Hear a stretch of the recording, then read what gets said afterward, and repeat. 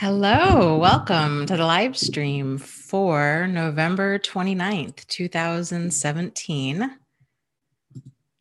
My name is Dana Morningstar, and this is a live stream we do every week, 8:30 p.m. Eastern Standard Time for about 3 hours. So welcome. Got some people hopping on. Carmen, Penelope, Misty, welcome. Hello. So while people are hopping on, Angelique, Josephine, Dora, welcome. Hi, Dora. So real quick, let's see, from last week, I decided to go ahead and publish my second book. So I know it's only been like a month since my first book. It's not that I'm a prolific writer by any stretch. It's that I've been working on both of these books for over a year, and I kept hitting these walls of overwhelm. And I'd put one down and then I'd work on the other one. And anyways, so this wasn't the plan to have them come out so close together or to even have them finished so close together. I didn't think that that would happen, but it happened. But then it was stressing me out having this book done and not having it out. And so here's how nuts I can be. Okay. So I was so concerned. This is really dark, but I was so concerned. Like, what if I die before the second book comes out? Isn't that weird? So I had this total fear of like, nobody's going to know how to get the book. It's in my Dropbox and I don't know. So it was like causing me all this anxiety. So I decided, I'm like, you know what? This is ridiculous. Like, I just need to put it out there. So long story short, the second book has been published. It published yesterday and I set it to free for the next 3 days. So today, Wednesday, Thursday, and Friday, it's free on Amazon. So if you want an ebook copy of it, please go grab one now. So it's the title is called Out of the Fog, and it's by me, Dana Morningstar. There's a link down below in the description. So check it out if you're interested. I'm really excited about this book. This one really explores the difference between like a lot of commonly confused concepts, like a person being a friend versus a person being friendly, the difference between reacting and responding, insincere remorse and sincere remorse, healthy bonding and trauma bonding, codependency and commitment, just all kinds of topics. So I hope that you guys like it. Please let me know either way, if you do or if you don't. It's totally okay. Diana says that she got my book today. Yay. Good. I'm glad.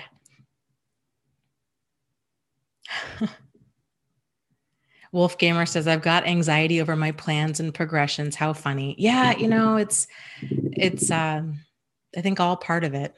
It's hard. I think human beings were kind of wired for consistency. And when we step out of that comfort zone, we put ourselves out there, it's really nerve-wracking. Like, it's really wild how much putting a book out there kind of kicks up in a person, like stuff I wouldn't have ever anticipated being an issue. Like, I really thought the hard part was writing the book, and that was hard, but the harder part is kind of everything that comes after it. All of the criticism and self-esteem issues and being patient with yourself, realizing that, you know, you're going to get better every single book that you write, and allowing yourself to start where you start and then refine along the way. And that's what an editor is for, is to help with that. And that's what having some trusted friends read the book and give you feedback. And so I don't know, it's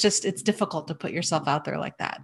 And, you know, yeah, really interesting. I also got pictures done today. Today has been a really interesting, like, weird self-esteem day. So I got pictures done. I was putting that off for like the longest time. I really thought, okay, as soon as I lose like 40 pounds, then I'll get pictures done. Well, you know, it might be a bit before that happens. So, and then I was going to publish the print versions of the book. But then people were like, well, are you going to put a picture of you on the back, like the about the author section? And I I guess I hadn't really thought about that at the time. And then I realized, I was like, yeah, I like that. Like, I really like, I don't know, just seeing a picture of the author on different books. It kind of just, I don't know, it's just kind of fun. So I wasn't planning on doing it, but then I thought about it and I'm like, yeah, I really should. And uh, so then I don't know, like I was going to use this other picture of me, but it was super grainy and not professional looking. It just wasn't something that a person should publish. So then I thought, okay, I just need to pony up and find a good photographer and get some real photos done. So that's what I did today. But it's, again, like kicked up all of this insecurity. And I was like, okay, you can only photograph me from like here to here. And, and I don't know, we just ended up having this like long conversation about how much stuff getting a photo taken kicks up in people. So then that kind of put me in like a weird funk for the rest of the day, and just really realizing like, if I want to do this for a living, and do YouTube and start maybe doing seminars and traveling and writing books and really putting myself out there, like I need to address this. Like I need to get a grip on my weight and how I feel about myself, because this is what I want to do with my life. So it's like something's got to give. I don't know. It just, like I said, it was just a lot of stuff. So I texted a friend after I got out of there and I was like, okay, for real, something's got to give. I can't continue feeling this way. It's awful. And I've already noticed like a huge impact with YouTube. I like, if you guys have noticed, I've only done these videos, like the live stream videos, for the past, like, what, year and a half, 2 years, because I freaked out when people actually began watching my YouTube video. I didn't think anybody was really going to watch them. And so it was a lot easier for me to just do them, not, and not like connecting to people. It was just sort of like, I do a video and then you kind of toss it out there and you're done. And then people began commenting on them. And it was like, oh, people really are watching these. It was just weird. And then it was cool because I'm like, yay, people are watching these. But then that unintended kind of consequence to that was, oh no, people are actually watching these. And then I became super self-conscious about everything, like how I was talking and how I was delivering my message and my weight and just all kinds of stuff. So that's going to be the next thing for me to get over is, or not get over, like address. Because I want to have a good relationship with food and with exercise. And I don't want to go to war with my body. Like I've struggled with eating disorders when I was younger, and I don't want to go back to that place. So it's going to be really kind of interesting, kind of navigating this new line. And anyways, so then I was on YouTube today and I was watching all these different videos of like weight loss transformation stories. And I am so impressed with these people. Talk about putting yourself out there. Like, they're filming themselves in like they're a sports bra and underwear, or there's a lot of heavy guys out there that put themselves out there in, shorts and no shirt. And it's so motivating just to hear them talk about their story, and just, to step on the scale is hard enough, but to do it in front of the whole world is another thing. And to show everything that you don't like about your body. I don't know. It's just very, very inspiring and very empowering to watch them do that. So, okay. So yes, Karen says, Dana, can you please talk about boundaries? In particular, dealing with boundary pushers and how to set up reasonable consequences that don't end up also punishing the person setting the boundary. Okay, fantastic question, Karen. And real quick, while I'm still thinking of this, book club is tomorrow, 6:30 p.m. Eastern Standard Time, runs for about, I don't know, 2 hours, depends who all's on. And that book that we're reading for book club is called Boundaries, and it's by Adeline Birch. It's a quick read. I really liked the book. You can go check out my notes if you're interested on my website, thriveafterabuse.com. Under the book club section is where it's at. So you can find those there, and read my like top 10 takeaways from that book if you're interested. But that book really talks in depth about everything having to do with boundaries. Like how can you tell when your boundaries are weak? How do you go, how to kind of set a boundary, what a boundary is, these kinds of things. So you bring up a really great point with your question. And dealing with boundary pushers and setting up reasonable consequences that don't also end up punishing the person setting the boundary. So I think what a lot of people, myself included, tend to struggle with is, or at least at first, what they tend to struggle with is they want to set boundaries, but they don't want to actually leave the situation. So they have maybe this difficult person in their life where they're continually trying to set up boundaries, and that person just keeps pushing past them. So let's say, for example, if it's, a coworker, and you're like, okay, I have to leave work at 5. And then she asks you to stay until 6, these kinds of things. And it's like that boundary just keeps getting pushed, and it's really difficult to keep trying to set it. But learning kind of different strategies to say no is helpful. I think it's a lot easier to do when it's a coworker or somebody that you actually, there's other people that are kind of a witness to that experience, and that you can say, no, I'm sorry, I've got to leave at 5. I've got plans. It's difficult when it's, let's say, for example, if somebody's ex-husband, or your ex in general, your ex-wife, whoever. It's more difficult in that kind of a situation because we don't have control over other people.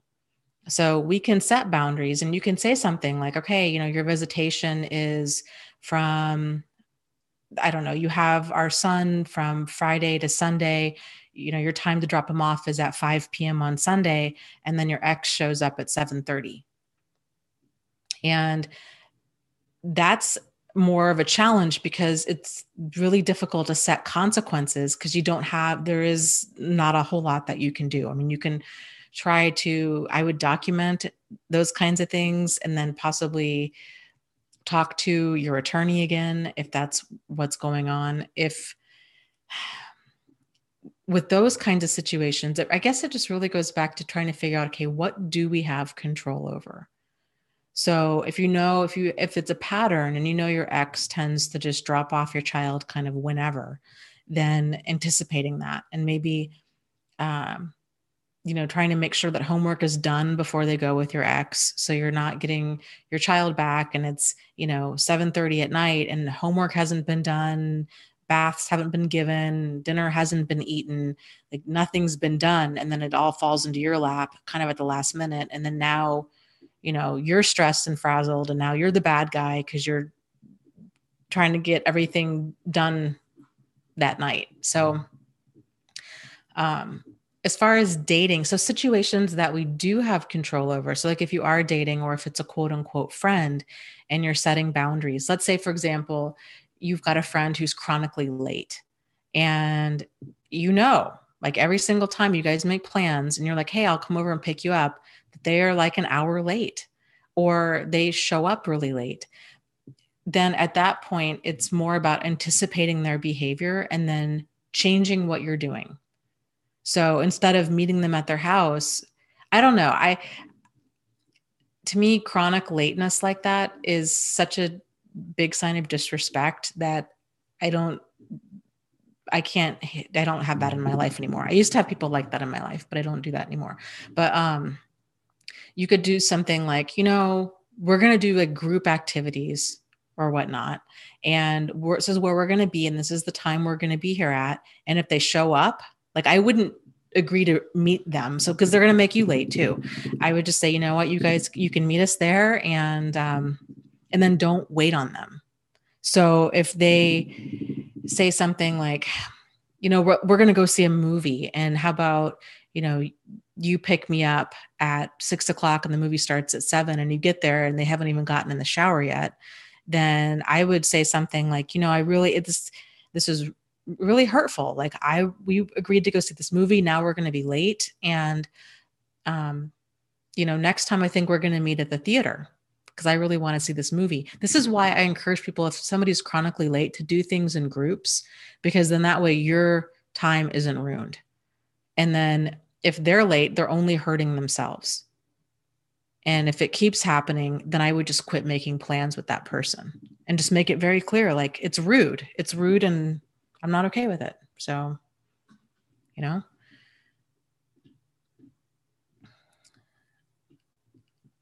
uh, let's see. Oh, you're so welcome. Gamer Christina says, thank you so much for making me feel understood. Yes, you are so very welcome. And Roberta says, I had a lateness person. It got to the point where we would tell her the time was an hour before it actually was. I had done that before too with a friend, but we would show up and she was still late.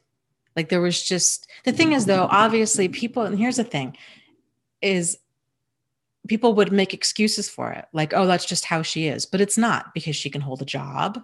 Like, she could go to school. I mean, the real world has time constraints on it. And, she could show up when she needed to. It just wasn't a priority with the rest of us. And, it's not doing that. Not doing that.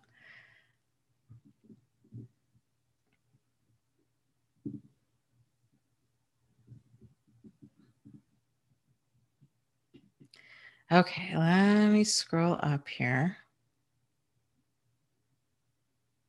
Lauren says, I want to be a kind, loving person because that's how I feel most like me, but it's hard with all these boundaries. Oh, the boundary pushers. Okay, I'm glad you clarified that. So, okay, so what tends to happen is when people start to kind of wake up to this, like you're waking up to this and you're like, man, okay, you start realizing, man, there's a lot of people in my life that really don't respect my boundaries. Like, I will say something. Again, the lateness example, we're going to go see a movie. The movie starts at 7. It's a 30-minute drive. I want to get there, 10, 15 minutes early so we can get tickets and popcorn and get a seat. And, I'll be there at 6. Let's plan on walking out the door at 6:15. Right. And you get there and they're not even ready. And if you let them know, hey, I really wanted to be like, walk out the door at 6:15 so we're not rushed and we can get good seats and all of that. And if it's a continuation, then next time either don't make plans with them or make plans in a group and have them come meet you. So they're the one that's inconvenienced and not the rest of the group. But it's difficult when people start to kind of wake up to this and they're like, man, I really do have a lot of people that disrespect me and they push my boundaries or they're kind of rude. And at first it can feel a lot like swimming upstream and exhausting. Like, man, I'm really feeling that I have to set these boundaries all the time. And I'm uncomfortable doing this. And I feel that my friends think I'm real witchy for doing this. And I'm feeling kind of witchy. And this just isn't working. But I will tell you what tends to happen over time is then you start making different friends. And it's like with any change that a person makes. If a person they start working out all the time, odds are they're going to start making friends that also work out all the time. If they take up, softball or learning another language or becoming, eating a certain way, like paleo or vegan or what have you, they just start finding friends that are more like them. And so there's this transition period when people start realizing, they start learning that they can have boundaries and what that actually means and how to enforce them and how to be assertive to other people. Then they kind of realize, man, I've got a lot of kind of not my people in my life and this isn't working for me. So I guess what I'm saying is how you're feeling and what you're experiencing is very normal.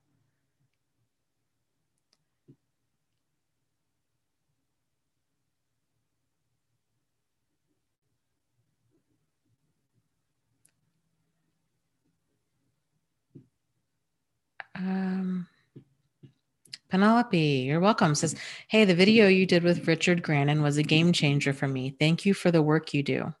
You are so welcome. Yeah, that was a good video. I really enjoyed talking to him. He's a smart guy and he's really easy to talk to. He has a podcast and I think he's starting a different one. I need to check that. I think he's starting a different one. that's more just kind of about, I think, other things he's interested in, like philosophy and mixed martial arts and a couple other things. So that would be an interesting podcast. I need to check it out. I'm not sure if it's up and going yet or if it's still kind of where he's at with that, but it would be fun to do another video with him and with some other people as well. I've been really wanting to kind of start getting in the groove of doing more interviews with people, and people that have written books, people that have gone through all of this, people, just a wide range, anything remotely related to this. I've been wanting to kind of move in that direction. So, but yeah, he's a good speaker. Maria says, yes, I applaud anyone who shares photos of their weight loss journey. For real. And especially people that are like losing weight as they're filming. Because I guess, there's people that it's so much easier if you were to lose like 100 pounds to wait until you've lost the weight and then post all of those pictures because you've already made it through. I can only imagine. I mean, I read the comments and stuff on those videos and people can be really mean. And that's the comments that they approved.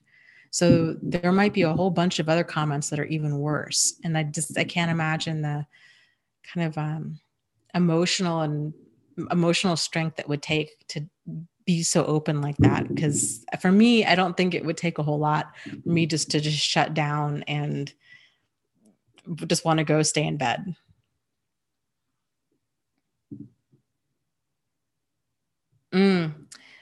Penelope says, yeah, I have one sore point physically that a narc boyfriend pointed out, and it affected my video making for a while.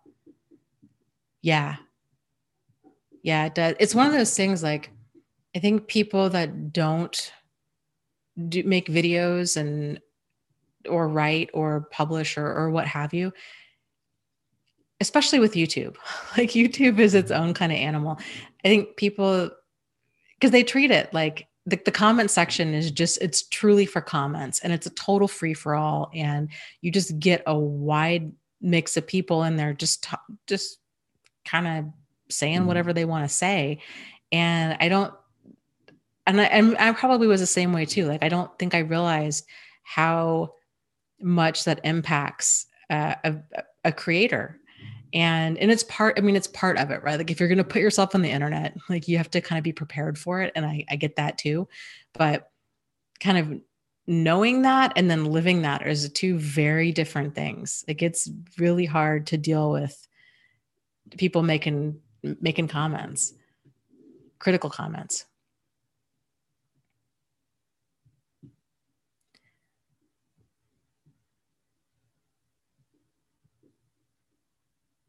Gamer Christina says, do you mind being on live for 3 hours? I asked because if I was you, I would push myself for longer Q&As to please my followers, but you need to please yourself first before you can please others. Thank you. Once I kind of get into the groove of being live, I'm fine. But I would say like the first 5 minutes they're so difficult. And you would think, I mean, I've been doing this for over 2 years now, and every week, like, you would think that I wouldn't feel this way. But I get really nervous Wednesdays during the day. I get incredibly nervous, and it builds up towards the end, towards when I go live. And, but it's something, I mean, I really enjoy this. I really, really do. And it's my own weird self-esteem stuff that gets kicked up every single time. And, but like I said, this is what I want to do with my life. And so part of me, I just need to push myself out there and keep doing it until it just, becomes less nerve-wracking. So I always feel good after I've done these. Like, I might have a lot of like nervous energy before, and there's certain things I do. Like, I listen to that, the We Don't Need Another Hero song by Tina Turner. I have my tea. I kind of try to just relax myself and then realize, like, I'm talking to friends, like you guys are, many people here are here every single week, and it's a good crowd and it's fun and it's people from all over the world. And I think it's helpful. And so there's a lot, that's enjoyable about it. But yeah, just kind of getting over that, like that hurdle is difficult.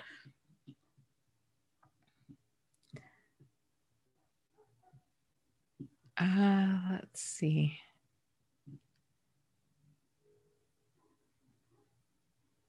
Demetria says, what do I do about shyness and meeting new people? Just so not like me to be so shy. It's scary for me. I think it's about being patient with yourself. And one of the things that you can do, so like if you are going to meetups and you're meeting new people, and meeting new people, I think in general it's always a little bit uncomfortable. And, you just kind of, it takes a little while to kind of get a vibe for who they are. And if they're kind of, safe, and if they're friendly, and if, just if there's somebody you even want to invest getting to know better. I think one of the things that you can do is, instead of focusing on being outgoing and bubbly and talkative, to start asking them about themselves. So, most people like to talk about themselves. So if you can get them talking about, their profession, and, if they have children, or if they have any hobbies, or those kinds of things, tend to be, most people, if you throw them that ball, they'll kind of run with it. So that might be a way to do it. And then maybe once they start talking, then that'll kind of calm you down a little bit to where you can kind of chime in a little bit and get that conversation going.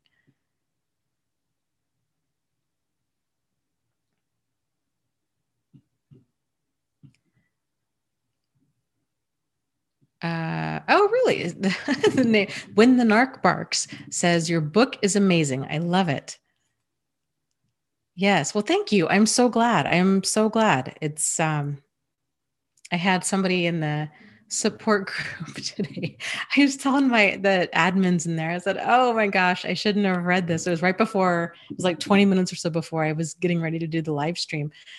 And somebody had put a comment in there about, they said, I basically, like, I was going to download your book, but the preview was so sludgy. Basically, your book was horrible. I didn't even want a free copy of it. And, so, but honestly, I'm glad that person was honest. And, so I had messaged her back and I said, kind of what about it was so sludgy? Because I am a new writer, and I'm, even old writer, like even Stephen King gets horrible reviews. So it's, sometimes your stuff just doesn't resonate with everybody, and that's okay too. But I don't know.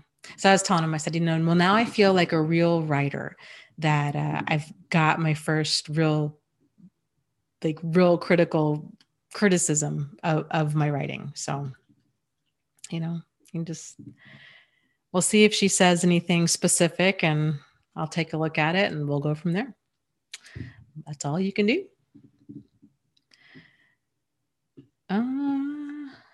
Let's see. Let me scroll down here. Gosh, this chat goes so fast.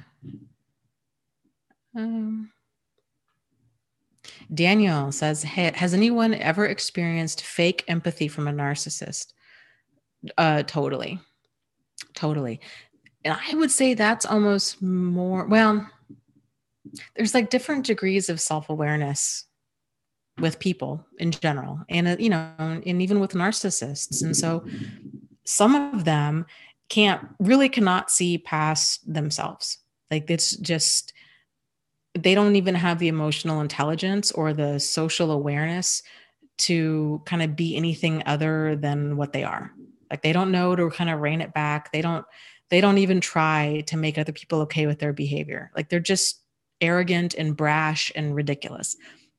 But the real manipulative ones, like the charming ones, really can say all the right things. And they can say, I really want to make this work, and you meant so much to me. And they can be very poetic, and they can just say everything that you need to say. And they can be like, man, and they can seem very sincere and empathetic and all of that. But their behavior tells another story. So, words are cheap and easy, but it's actions that matter. And so if they're saying all the right things, but then they're not following that up with action, then that's how you know it's not sincere.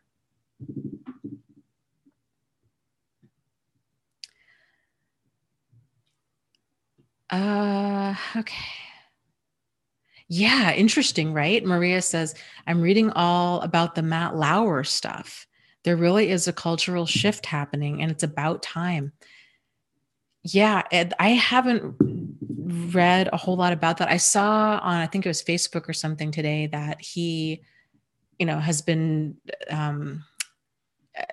women, I don't know if it was one or if it was multiple, have come forward about him being inappropriate. And I think it was even Katie Couric who, when asked what she didn't like about him, like what was the most difficult thing about working with him, she'd said he pinches my butt all the time.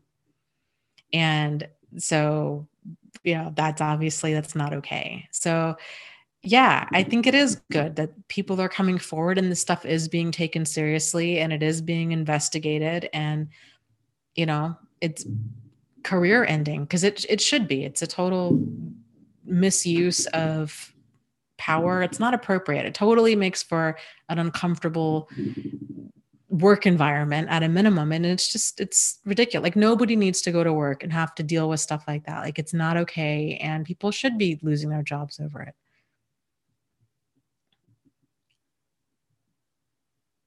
Really? I'll have to dig in more into this. SP says, yeah, Matt Lauer is sick. Some of the things I read about that guy is disgusting. Yeah, I don't know. I'll have to see. Uh, yeah, I don't know. I'll tell you something, this might seem a little bit weird, but what does concern me about all of these people coming forward is, I think it's good that people come forward, and I think it's important that people come forward. But what concerns me is that it doesn't take a lot for a malicious person to make false accusations. And I know that the amount of false reporting is really small, but it still does happen. And so I don't know. I try to, like, it can be so easy for people to really go on a witch hunt, but I think it's so important that we kind of, that stuff is investigated and we can find out, okay, what's really going on. Because like I said, it's just, there's a lot of really awful people out there that make false accusations. And that's, yeah, it's scary.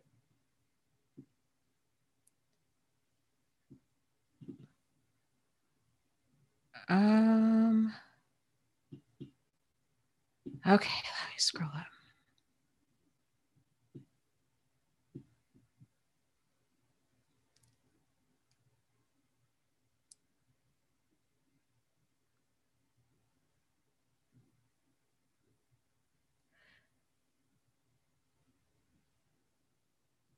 Oh, Erica. Okay, I just read your post.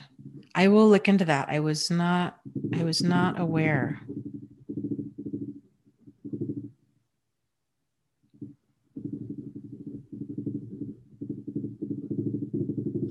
I will look into that.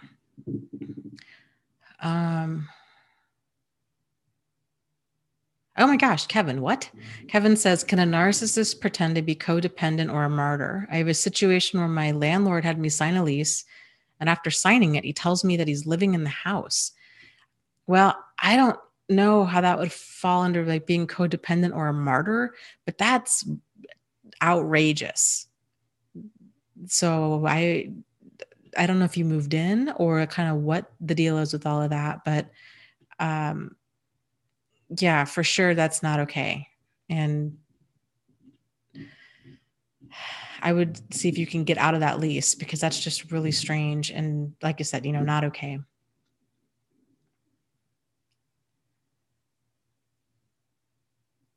Yeah, Erica, I will look into all of this either tonight after the live stream or first thing in the morning and see. I think one of the hard things with the group and how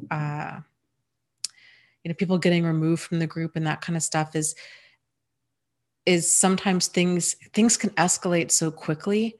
And so I don't know. Like I said, I need to look into it. We need to find out kind of what more was going on and see. But for the time being, I do have a website group, thriveafterabuse.com. It's a lot slower. People are a lot more thorough about explaining their situations. So that might be something you want to take a look at. But like I said, I will look into it, making a note so I don't forget. I will deal with that. Look into it. Missouri Cowboy says, well, actually, real quick. And the Fed says, but why do these suckers abuse? Well, it's all, man. Okay. So really it's about power and control. It always is. And a lot of it is just their unaddressed issues in their own life. And then it just surfaces. It's their own insecurities. It's their own trauma. It's their own garbage. It's their inability to be accountable for their behavior now. It's their inability to handle the truth of their behavior. It's that level of entitlement that whatever they want, they should be able to do.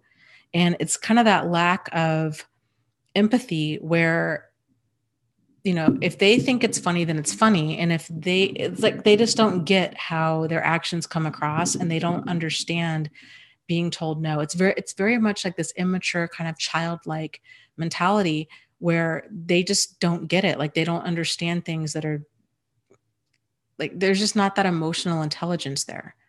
So that's kind of the foundation for a lot of them. But for many others, it's sadistic, it's malicious.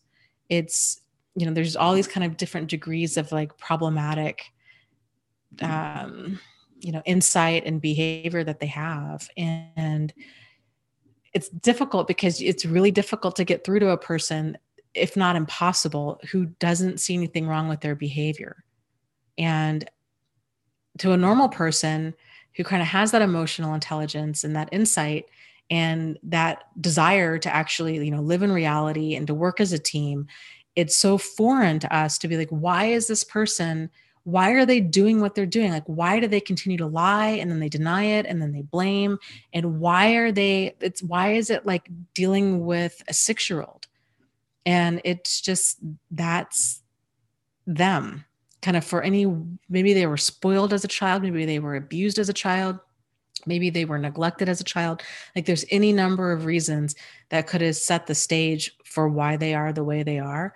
But what's important for us is to just realize that that's just the way that they are, and that it's okay and healthy for us to have boundaries as far as like what we want in our life, and then to distance ourselves from people that continue to push those boundaries or are destructive in any way.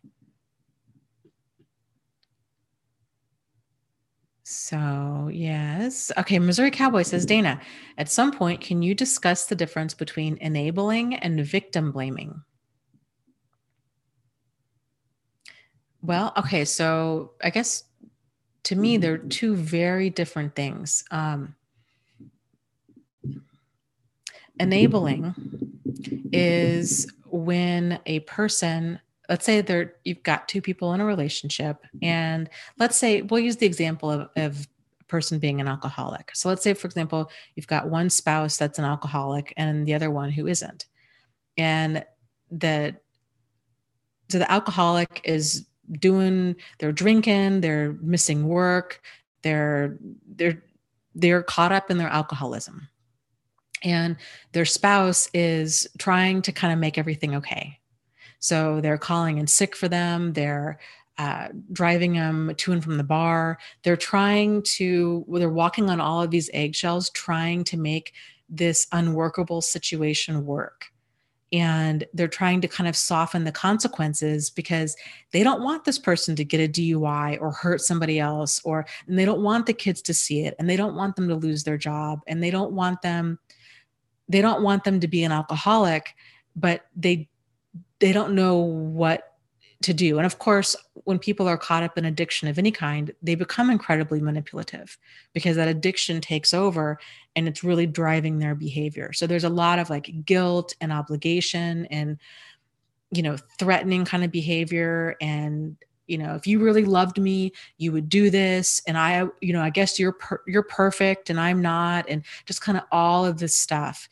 And addiction too is also very insidious. It tends to start off slowly and get progressively worse. And so for that spouse who their boundaries has been really pushed, it's the same kind of awakening for them when they realize, a lot of therapists and mental health and doctors and whoever will say like they need to hit rock bottom. Like if you really love them, you've got to let them hit rock bottom. So no more bailing them out of jail, no more, driving them to and from the bar, no more giving them money, no more buying them alcohol, no more.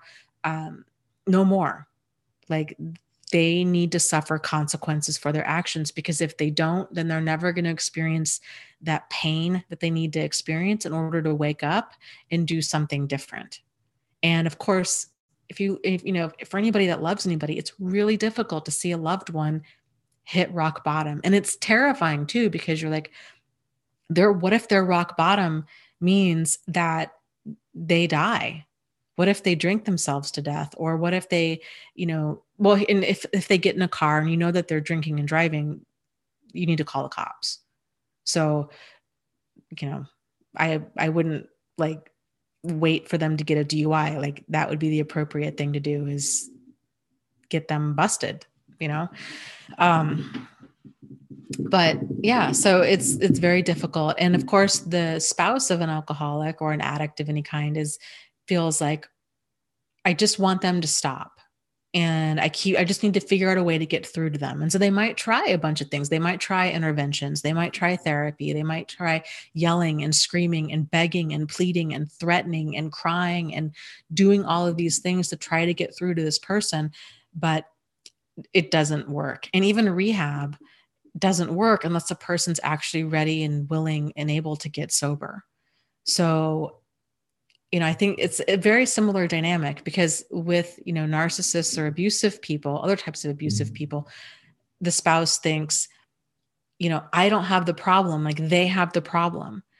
And if I can just drag them into therapy, that's therapy somehow going to change them. But unless they're actually, and it's very difficult for anybody to take an honest, hard look at themselves and to deal with that, to deal with the truth. And, and especially if a person's a narcissist or a sociopath, like they've got so many different defenses up that are always up. And like for them to actually, break down all of those defenses and get the help that they actually need in order to handle things is, if they were to actually change, you're talking like decades of probably weekly therapy with a therapist who's really fantastic at understanding manipulation and boundaries and seeing through the crap, because they're so good at lying, and they will tell you, they'll make up like total stories about how awful their childhood was and this, that, and their mother died when they were 6 and how awful it was. And then you find out later on, oh no, their mother's actually still alive and like lives in Canada. So like and again, like even with therapists, all they have to go off of is what the person is saying in front of them.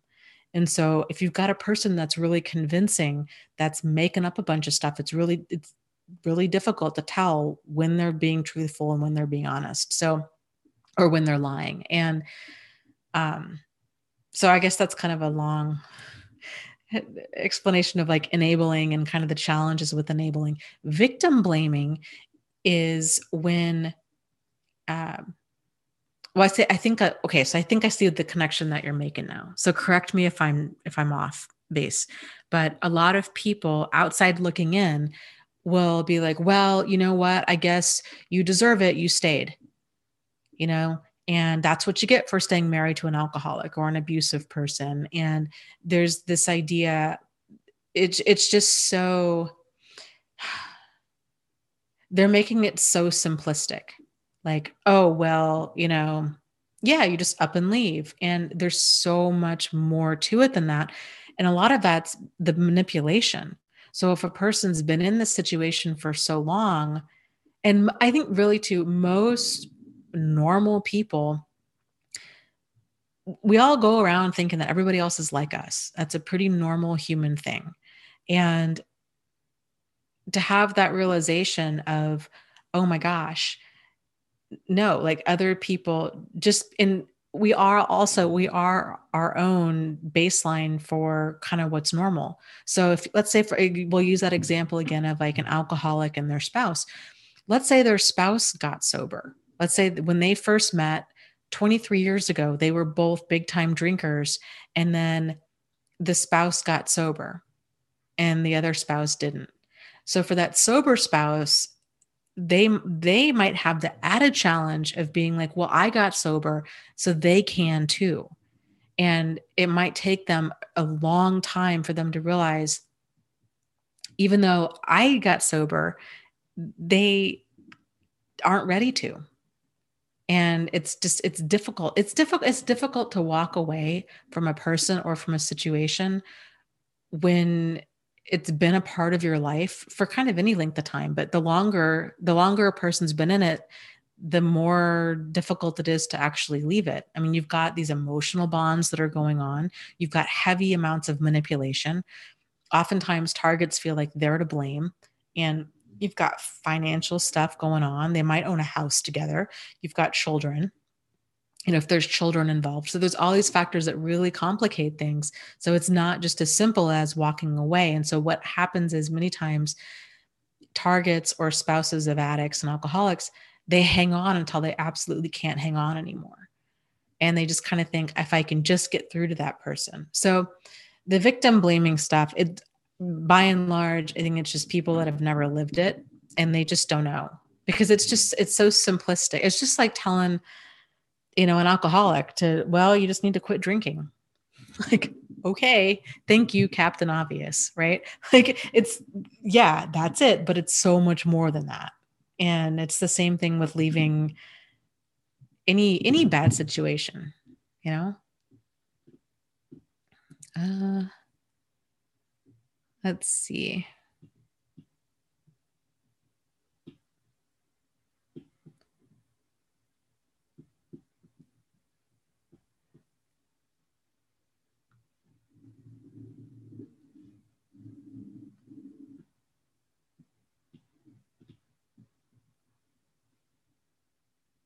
So, and the Fed was saying, yeah, narcissists can change if they hit rock bottom. Well, see, here's the thing. So, like, there's a difference between a person having some problematic behavior and then them having.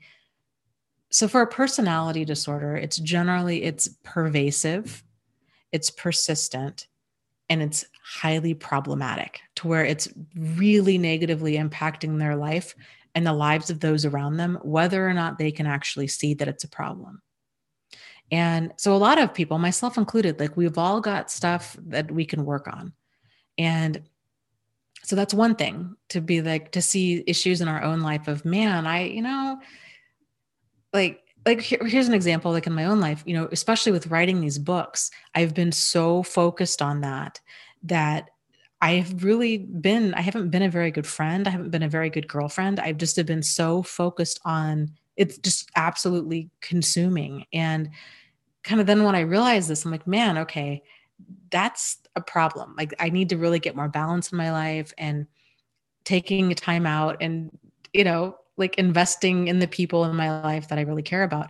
So the point being is, it's whether or not you can see it. And so if you can see stuff in yourself, and sometimes it takes those really that kind of hitting rock bottom, or somebody being upset or rude or hurtful or what have you, to bring it to your attention. But if you can see it and you're like, okay, I want to work on this, then, I believe that people can change if they're sincere about acknowledging their behavior and they take massive, consistent action to actually change that. The problem with people that are really, truly true narcissists is that they continue to fight that reality. It's never their fault.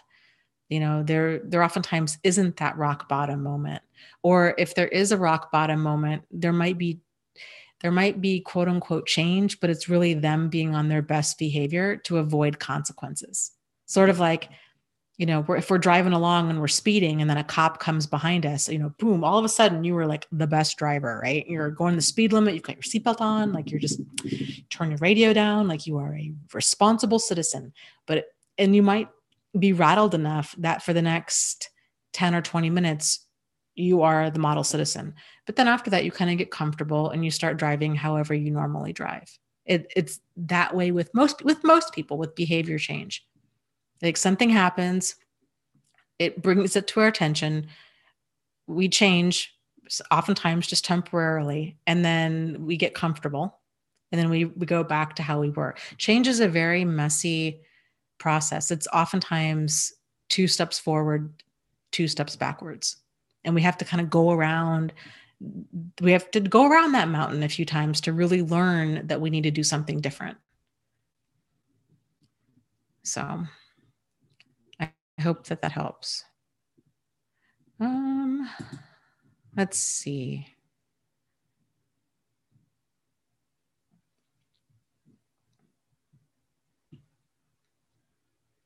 Oh, totally. Zamika says, yeah, tough love stuff is hard. And it's really hard to do, especially for mothers to do to their children. Yeah, it is. It's hard. You just don't want to see anybody that you care about be in pain.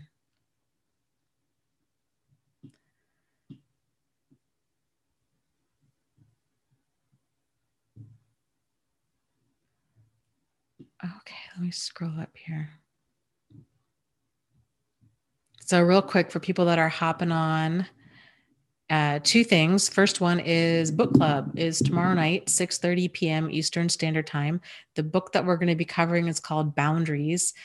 I think it's Boundaries After a Pathological Relationship by Adeline Birch. And you can read my notes for that if you're interested. My website, thriveafterabuse.com, under book club. And my book, I'm like, what is the second thing? My second book is now out on ebook. I'm hoping to get the paperback version done in like the next few weeks, but it's free ebook for the next 3 days. So Wednesday, Thursday, Friday, it is free on Amazon. And there's a link in the description, but it's, you can do a search, Dana Morningstar, and the title is Out of the Fog. So please, I will be curious to let me know what you think of it. I hope that it helps. I really like it. I think it's a lot more, this book is a lot more up, has to do a lot more with the concepts that we talk about in the weekly live streams. Whereas the first book is kind of more of it's more for people that are fresh out of a situation and they don't know where to begin and they're totally overwhelmed with stuff.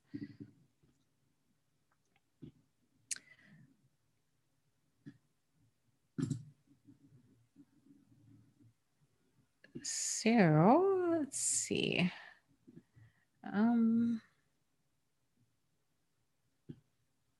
Debbie says, divorcing the narcissist was easy compared to divorcing my sister. She's crazy. Tried to help her for 1 year, but she needs professional help. Codependence can be dangerous too. And they can, if you've got people, especially that are more on that codependent side of the spectrum, if they're always in crisis, and it's so difficult for people at different levels of understanding to be validated and heard and helped. And one of the challenges that codependent people face is that they tend, because they're not aware of their own power in their life. And so they're oftentimes not aware that they can have boundaries. And so they have a pattern. They have a long history of a lot of problematic people in there. And so, and they don't know how or why, but it just kind of keeps, I mean, I speak from experience, like it just keeps happening. And they're like, what am I doing wrong? Am I cursed? Like, why am I attracting all these people? What is it about me? And but then they kind of hang in there until they can't hang in there anymore. And then, so it's just, it's equally as problematic, and it can really burn out a lot of friends and family, because they're like, I don't know how, because oftentimes friends and family that don't have that pattern in their life, they're like, I don't get why you don't get this. Like if these problems that we're having these problems at work, and like you're getting sexually harassed, and like you've got to say something, but then if maybe the codependent is like, oh, I don't want to rock the boat, and I don't feel comfortable saying stuff. I just wish they would change. Or the codependent person might be like, it's not, I shouldn't have to say anything. That's totally how I felt. Like they should just know that it's not okay to be a creeper at work, or to do, and yes, they should know. But the reality is people are crazy, and they're going to be who they're going to be. And so we have to have healthy boundaries. And yeah, sometimes having healthy boundaries is going to mean distancing yourself from people that are crazy making, even if they're codependent and crazy making, and being like, I love you, but I can't keep doing this. I can't have this in my life. And that's incredibly difficult. There are groups out there. There's a Codependence Anonymous. But here's the thing though, oftentimes people that are on that codependent side of the spectrum, to them, they're like, I don't have the problem, right? Like it's just like the spouse of an alcoholic is like, I don't have the problem. The alcoholic has the problem. And other people might be saying like, you don't have a problem with alcohol, but you're still here. And then, of course, to the spouse of the alcoholic, they're like, of course, I'm still here. I don't believe in divorce. I need to support them. I can't leave this person. They're an alcoholic. They need me. And so then it becomes this very like enmeshed, enabling, dysfunctional dynamic where you've got the spouse that's, trying to carry them and save everything. And it's, and they don't realize how dysfunctional it really is. And they don't realize, and it's hard for anybody to be like, okay, well, I guess if the solution is to, leave my alcoholic or addict spouse, like it takes a while for a person to get there, because then they feel punished. They're like, well, why do I have to go through a divorce and sell the house and then drop the kids off every other week? And I feel like I'm being punished. I feel like the kids are being punished. Like, this is not fair. Like, they just need to change. And that's the thing, is we can't change anybody else. Like, all we can do is change ourselves and change how we respond to their behavior.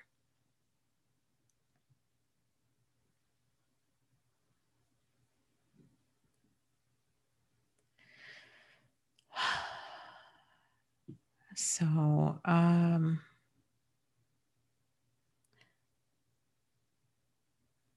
oh goodness. Kevin says parents are not Christian, but my friends are. And they say that it's up to me to bring the parents to God and to be that light for them. That's something that I hear oftentimes. So here's another little side story. I was at getting those pictures done today.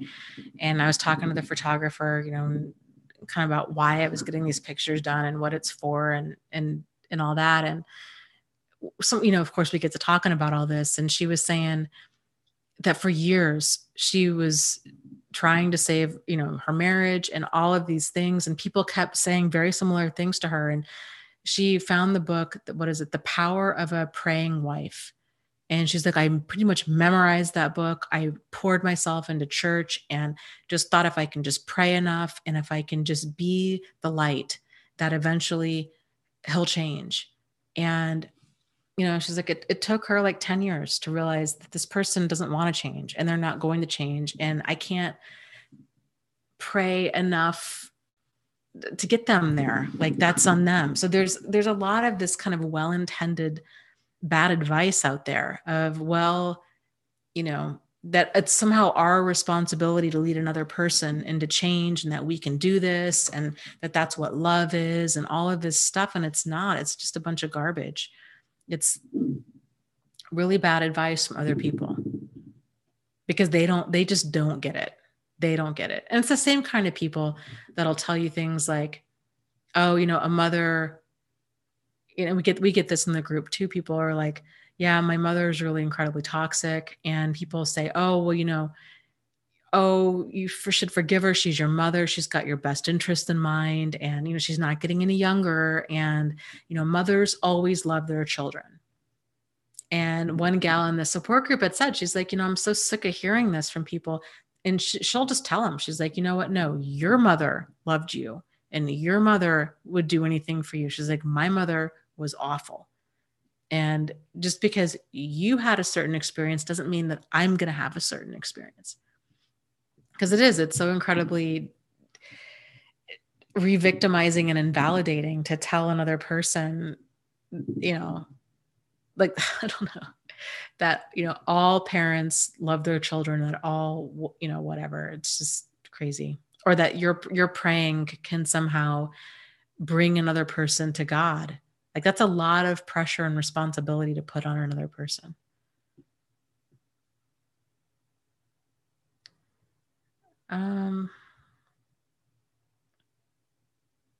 Lynn, that's a great question. It says, what is codependent really? I think codependency is one of those terms. It's kind of taken on a life of its own. The term originally originates from the spouse of an alcoholic. So when they were studying alcoholics, they found that alcoholics had a lot of pattern of very similar behavior, but then they found out that so did their spouses. And so then it was this dynamic of basically one spouse needing the other spouse in order to function. So the alcoholic needed their spouse in order to continue being an alcoholic, and the spouse of the alcoholic needed that other spouse to need them, or they felt like they couldn't kind of cope alone, like that they needed that other spouse in order to get through life. So, and that over time, that term has it's grown and it's changed a lot. It's kind of a catch-all term now. So I don't know. It can feel very re-victimizing and minimizing and confusing. I'm a big fan of looking at these words as pointers. And so because there's a lot of talk about boundaries and reclaiming your own power. And there's a lot of talk that surrounds codependency that I think can be really helpful. So I encourage people to not get caught up on the term, but instead look at what the term points to, like having healthy boundaries, being able to kind of stand on our own 2 feet and not looking towards another person to complete us. That, we are solid, whole people by ourselves. And so then we get into a relationship, we're looking for another person that's solid and whole, that we're not trying to fix them. We don't need to be needed. We don't, need them to complete us. Like there's none of this, I'm half a person and they're half a person and together we become one. It's 2 whole people making a relationship is the difference.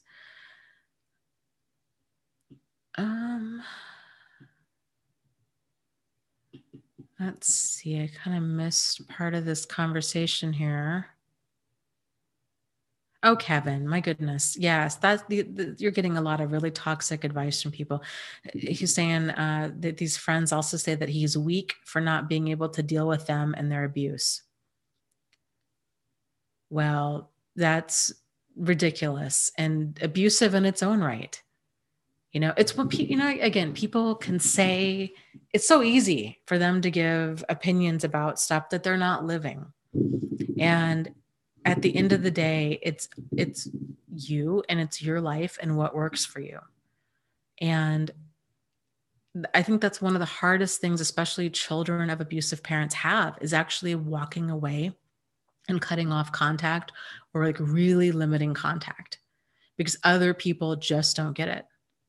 And, it's okay. It's okay. It's okay. And it's healthy to limit contact or cut contact with people that are dangerous or destructive to you. And I would encourage you to try to find some other people out there that understand this. There's a great website if you are kind of feeling, this guilt and this obligation, and you're finding yourself confused about, well, what does a good Christian or a good, spiritual person do in this kind of a situation? It is, what is it? Luke 173 ministries.org. And I believe it's run by a Catholic nun. And she is fantastic. She's really understands abuse. And she's all about being, boundaries and being assertive and understanding that this is not workable behavior. This is outrageous behavior. It's deal breaker stuff. And she really addresses kind of what you're describing, like the spiritual abuse that people put on others to get them to take action in a way that they want them, to push them into that relationship and keeping them there. Like she's fantastic. And I think that might kind of help give you some of that clarity and validation that you're looking for.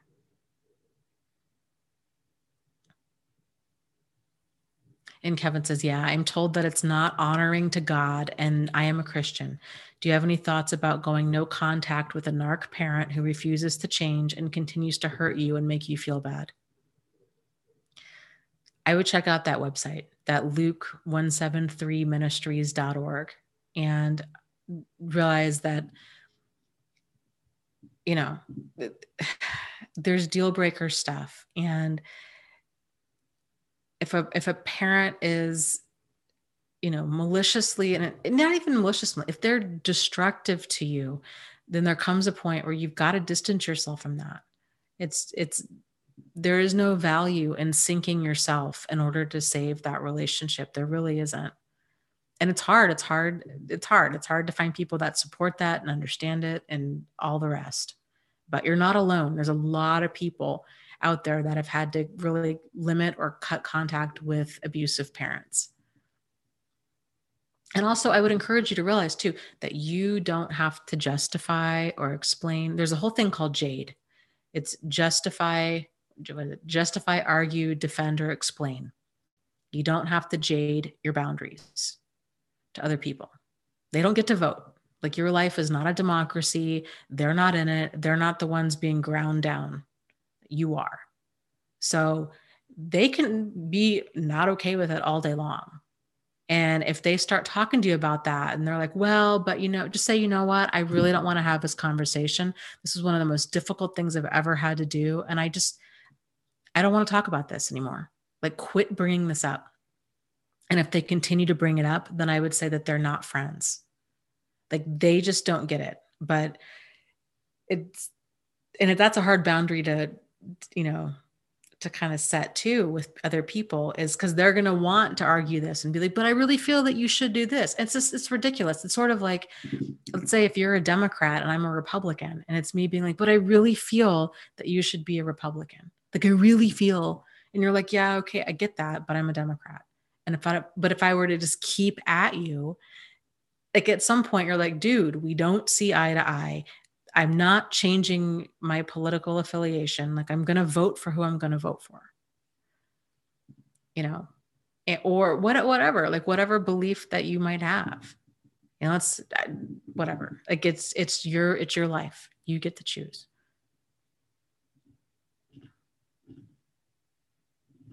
Okay. Let me scroll down.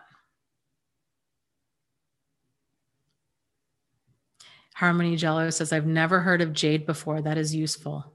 It really is. And it's very eye-opening. So I think those are two of the most useful terms are jade and fog. And so the fog term is really what my book is about, but it's fear, obligation, and guilt. And so to pay attention, it's very eye-opening when you realize, okay, why am I doing what I'm doing? Is it because of fear, obligation, or guilt? And if so, then that's a sign that I need to really kind of examine my action and take action from a place of, this is what I want to do. Instead of like, well, I guess I should, these are my parents. I guess I should do this. And it's all of this guilt and obligation that's leading, especially if it's leading us into situations that are dangerous or destructive at all. Like, that's a big problem. And then the jade thing with setting boundaries. So if we are trying to get out of that fog and out of that fear and obligation and guilt, and realizing with setting boundaries that you don't need to justify, argue, defend, and explain. Like, somebody asks you to do something and you just say, no, I can't. And if they're like, well, why not? Like, you don't need to sit there and argue with them and be like, well, because, like tonight, I just really can't. I mean, I don't feel good and I'm just tired. And like, you don't need to go into all of that. And if they continue to fight with you, realize like that these are constant boundary pushes. And so like, you can just end a conversation and you don't owe anybody anything. Like, we're all adults and it's okay and healthy to have boundaries, and normal people understand that too. So that's a big sign that's a big problem if you're continually trying to set boundaries with somebody and they're continually pushing them. Because no means no. Like if I said I can't, babysit, or I can't, or I don't want to go to a movie tonight, or, like whatever, like I'm not okay with doing something, then that's it. Don't push it.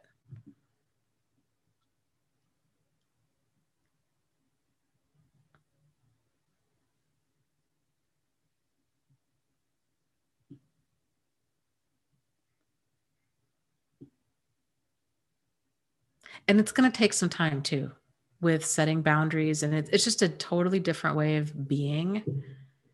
And so at first you might find that you say no, and then you do feel bad. You feel guilty. I think that's a very common emotion to feel. It's so easy to get sucked back into that. And here's an example. So my father texts me, this was like a week or so ago, that a relative that I've never met has died.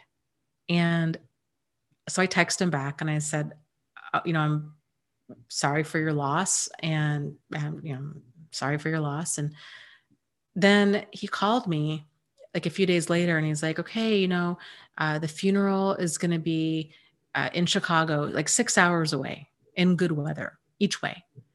The funeral is going to be there. And, I was wondering, if you could go and represent the family.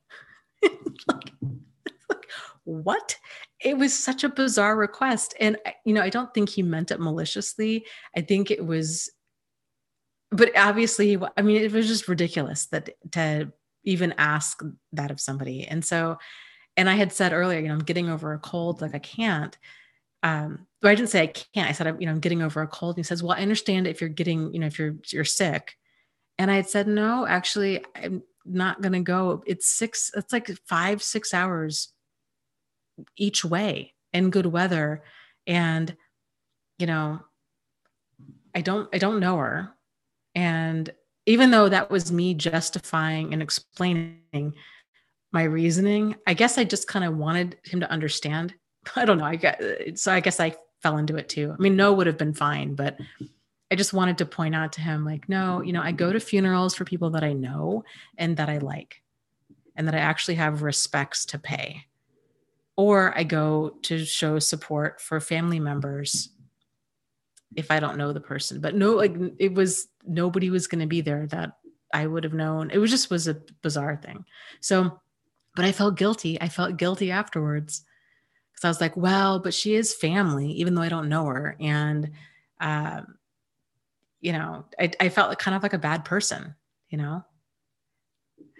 but I felt those feelings and I just kind of wrote them out because I'm like, no, that's not a reasonable request.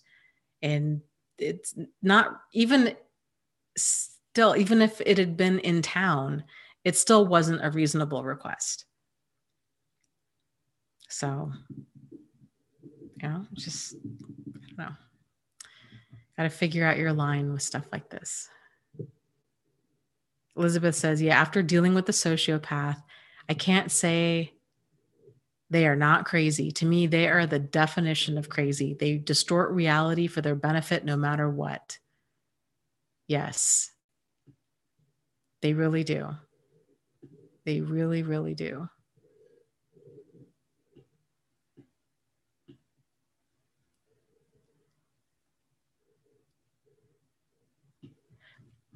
Sue, yeah, that's a pretty good way to describe it. Codependency is when you please others so much that it's detrimental to yourself. Yeah. Yeah. Another way that I've heard it described, which I really like, is if you're sinking yourself to save someone else or to save the relationship, then that's a very codependent dynamic. And it's also a good sign, because it can be difficult to tell if when you're in it, if this is a problem or not. But if you can ask yourself, like, am I sinking myself in order to save them or save the relationship? And if the answer is yes, then that's a good sign. Things are really out of alignment and I need to really take some action to get things back into alignment. And what does that look like? And setting some boundaries with yourself, like for your time and your energy and your emotions and all of it. And you'll know when things will get more in alignment based largely upon how you feel. So when things are really out of alignment and, you're sinking yourself to save somebody else, you're exhausted, you're resentful, you're angry, you're probably irritable. So it's a lot of these uncomfortable emotions that tend to go on with a boundary violation and continued boundary violations. And so you can tell once things start getting more in alignment, like again, at first setting those boundaries might make you feel guilty. They might make you feel like a bad person for saying no. But it takes practice to stand up for yourself, but after you can kind of get past that stage, then if you have, I guess, move in the direction of what is bringing peace into your life. I think that's kind of a good course to set. And you'll know kind of what needs work based on the amount of peace that you have. And then you can take action accordingly.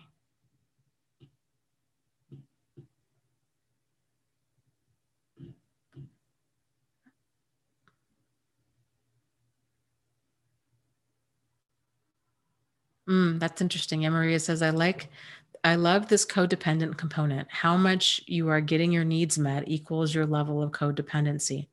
The more severe your codependency, the lower your needs get met. Yeah. Yeah, it's very true. And so to me, I really strongly believe, and I think it was Pia Melody. She's got videos on YouTube that are like really old, but they're fantastic. I think it was her that I heard this from, where she was talking about, codependency can be life-threatening. Like if a person doesn't get this in check, they can die. And I agree 100%. And I love the way that she said that, because it's not just about us being people pleasing. It's about if we're so out of tune with making ourselves a priority to the point that we're putting our safety and we're putting ourselves in harm's way in order to save somebody else. And we're associating with, dangerous, deadly, and destructive people that we're either getting, it can either get a person killed because they've got these violent people around them that don't care, or it can drive the person to suicide, or it's a slow grinding erasing of them.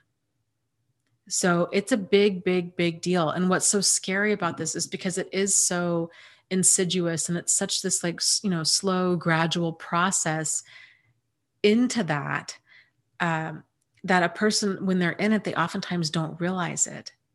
And here's the added challenge too, is so many of things about a codependent person's behavior is seen as good. Just like Kevin was saying with his friends, of, oh, but you should do this and you should take care of your parents and you should just need to learn how to cope with their abuse better. And for a codependent person, we can oftentimes feel like we're a good person. I'm very giving. I'm very go with the flow. I make it all about other people. Whatever you need, I'm there. And so that's the challenge for us, is to realize that that can be a big problem. Because for most people, they'll fight you on that. Many times people that struggle with codependency are like, what are you talking about? I don't have problems. Like, what? I'm a good person? Like, that's a problem? You know, it's very difficult to kind of get them to see that there's a line for that. Like, it's great to be a good person, but not if you're sinking yourself to save somebody else. Like, then that is something that needs work.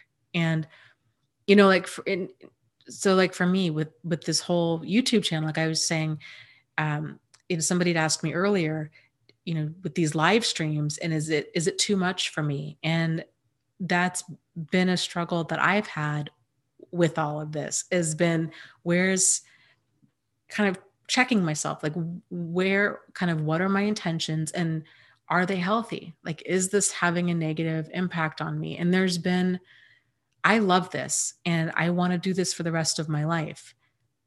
So it's really, really walking a fine line between wanting to be in the helping profession but really and not sinking myself. And so it's been this huge learning process for me. And one of the biggest shifts has been from moving from trying to help people to empowering people, and realizing like I can do videos and I can point the path as much as I possibly can. But at the end of the day, like, I can't carry a person, even though sometimes there are times where I'm like, I really wish I could carry a person down that path. Like, now I try to view it as, even if I could do all of the work to just get somebody over all of that hurt and get them to the finish line, I would be cheating them out of the journey. And that's where the gift is in all of this. It's this journey back to yourself. And the only way for any of us to get there is to walk the path. And so and I think this kind of analogy goes for anybody in any situation. You know, it's not about walking in front of somebody, and it's not about walking behind somebody, and it's about walking side by side with a person. And like, that to me is like a healthy degree of like, okay, I can be here for you, but I also need to kind of, if I need to, or you need to stop and recharge, to realize what are these signs for when my buckets get low, and when it's too much for me. It's a learning process. You know, it's not something that happens overnight, but like I said, you can tell by the way you feel, you know, and you'll get more and more in tune with yourself over time. So here's another example. I have some friends, and one of them is having some really ongoing pain, really awful, like, neck pain. He's got some, what is it? Not slipped, bulging discs. And he is, I think, so used to being in pain, but he's also so used to having this mindset of like, you suck it up and you just deal with it. And he's never made himself a priority in his life. And, you know, he's very much a giver. And so now he's in a lot of pain. So the doctor's asking him like, okay, on a pain scale of, 1 to 10, 10 being the worst pain ever, where are you? And he's really having a hard time identifying his level of pain and where it is and what helps and what doesn't help, because he's so used to not being in tune with his own body. And so that's another example of like, we can just get so out of tune with ourselves when we put everybody else first. And women struggle with this, men struggle with this.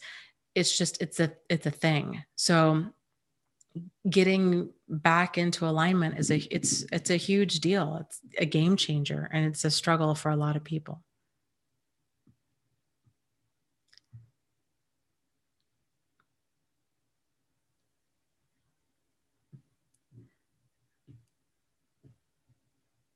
Okay, let's see. Oh, that's awful. Lauren says, my narcissistic father always told my codependent mother that if she loved him, that she'd walk behind him. Yeah, I remember, that's ridiculous. I remember when I was with Steve, and this was, it's funny, like hindsight being what it is, like there were certain things that he was doing that I think was really trying to kind of groom me. And one of them was he'd mentioned that his favorite movie was the Johnny Cash movie, and I hadn't seen it. And so we watched it one night, and like at the end of it, I just looked at him and I said, that will never be me. I just want you to know that to me, that's not love. Like that's codependency. She stayed with him. Johnny Cash's wife stayed with him through all of the cheating and the lying and the alcoholism and the addictions and all of it. And her family just kept trying to get him sober and save him and get through to him and do all of these things. And I just was like, oh, hell no. Like, no. And of course, that was very much him testing the waters of how much are you going to put up with? Because that was exactly him. That was him. But to me, that's not, and it bothers me so much because like so much of society sees movies like that as love, and it's not. It's manipulation, and it's enabling, and it's codependency, and it's just this sick fog that people get lost in, and it's not healthy, and it's incredibly destructive.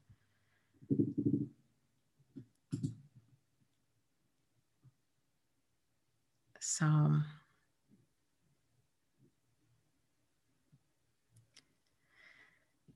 okay. Kate says, yes, I've had chronic pain for so many years. I get confused on even explaining it.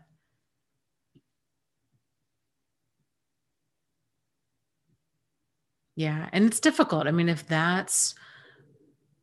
you've been living with pain, it is hard to isolate and be like, okay, exactly where is it? And on the pain scale, how much is it? And what makes it better? And what makes it worse? And all of that. And it really is getting in tune with our body. It's huge. One of the things, so anyways, I was sitting down, Maria, actually, it was last live stream, was asking what were my plans for 2018. And I took that question to heart. And so I did a lot of journaling about it and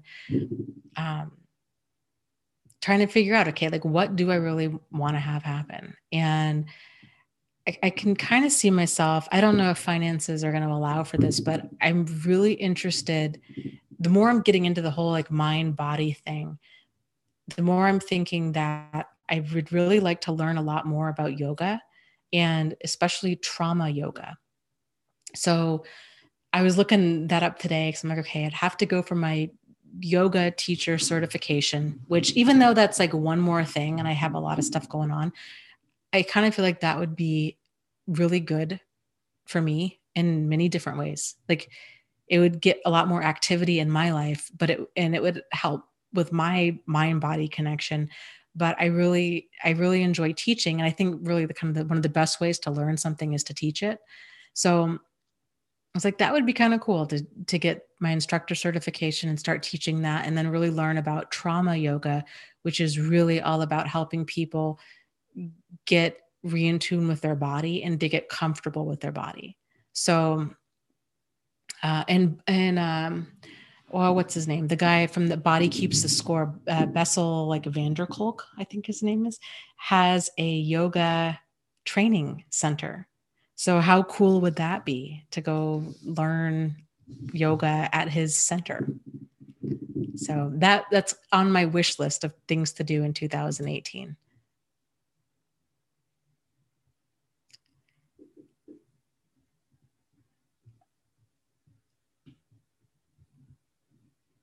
So yeah, Andrea says trauma sensitive yoga, exclamation point, exclamation point, exclamation point.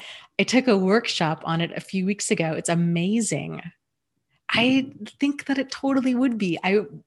You have to tell us all about it. Like what was it like, and what did you expect, and how was it different than what you expected? And yeah, like, what did you learn? I mean, it's just, I go to aerial yoga I try to go every single Sunday. And the gal there also does a trauma yoga class, and she does it specifically for domestic violence survivors. So I love that. I love her. Like, I love her energy. Like, I love that yoga studio. It's just so my place. Like, I just love it. So I'm hoping I have a call into her to see if she does a certification of any kind. Cause I would love to teach some classes there.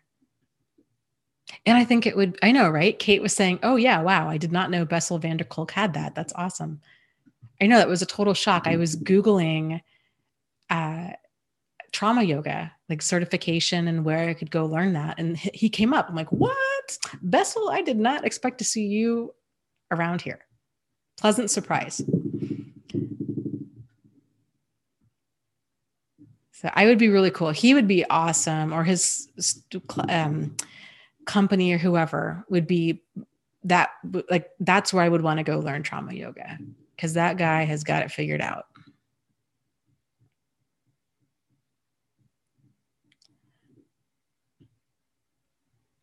And aerial, Maria saying, yeah, I want to go try aerial yoga.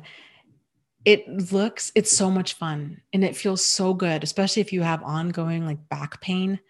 The inversions, it's like being on one of those inversion tables. And I will warn you, the first probably few times that you do it, it's really easy to get nauseated, even though you're not flipping around a whole lot, but it's that rocking sensation of being in the yoga sling is kind of like seasickness. Like, it's just that movement, but it feels so good on your body to just, kind of get well, to even just to lay in the swing, because it's this material. It's sort of like almost like a parachute material, and it kind of hugs you. It's like this little cocoon feeling. It's just very relaxing. And I would think anybody that struggles with anxiety could really benefit from that. And, there's different, and it depends on, like, on your challenge level. There's some aerial classes that are super intense that are amazing. I was telling my friend, this was another conversation I had about weight and stuff. And so I said, I've had this gym membership since like God was a boy. And I've only gone like a handful of times, and it's ridiculous. And every single month I pay the bill, and every single month I get upset with myself for not going. And I tell myself, that I'll go tomorrow. And that's, tomorrow has been years. So it's ridiculous.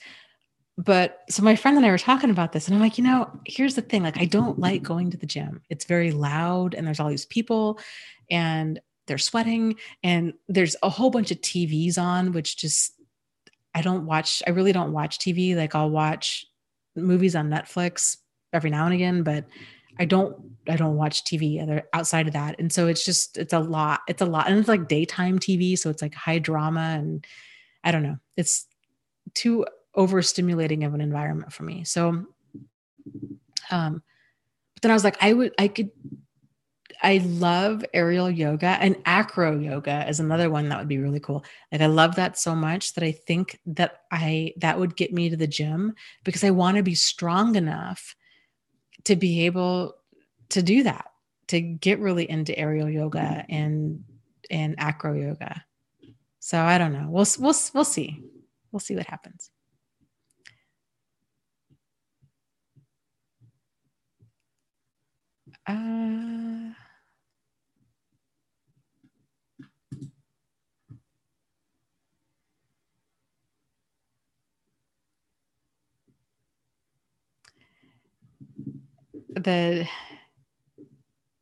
I cannot pronounce your name. The Temeline says, oh my gosh, I would totally love to learn about that too. If you do this, I want to be a student. I would love it. So it's so fun, like thinking about just things like, okay, if money and time and weird self-esteem issues like were not in the picture, and I had a magic wand, like, what would I want to do? And it's so funny, right? Because I was just saying the other day, I'm like, these people that are on YouTube and they're like, 500 pounds and they're showing themselves in their underwear and they're videoing their journey. And it's so funny because I'll just be like, oh no, that will never be me. Like seriously, like good on them. I have tremendous amounts of respect and admiration that they are that comfortable or that they can even get over their self-esteem issues and do that, because I don't think I could ever do that. But then I was thinking, if I were to do trauma yoga, I think it would be really great to have videos of it on this channel, which, unless I were to like lose all the weight that I want to lose before I did that, which maybe that would happen, I don't know. But then you would see me like in yoga pants and a tank top.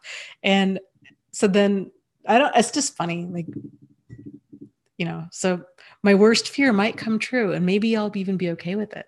So we'll see. Because a lot of this stuff you can do at home. So like yoga. And Adriana says, Dana, I had a dream that I was doing yoga in the evening with great company and felt so safe and peaceful with friends. And it was so healing.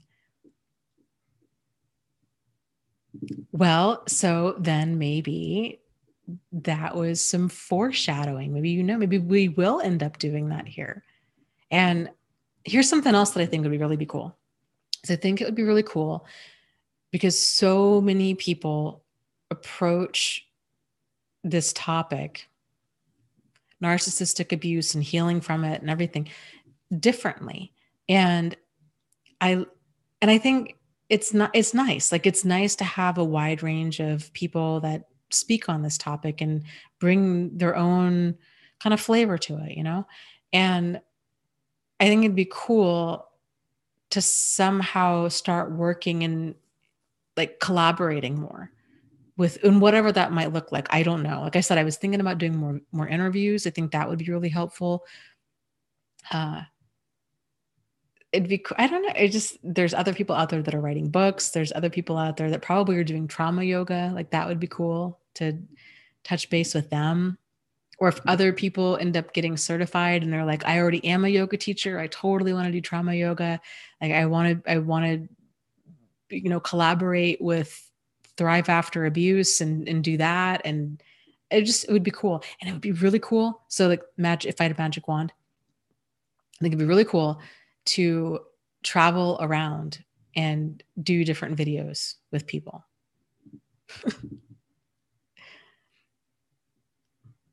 Vegan Yogi says, Dana, you're so funny. I'm skinny and uncomfortable in yoga clothes because people comment saying I need to gain weight, even though I eat super healthy. It goes both ways. Well, that's a really valid point. I guess so. I could see how that would make you super self-conscious if people keep at you like that. Yes.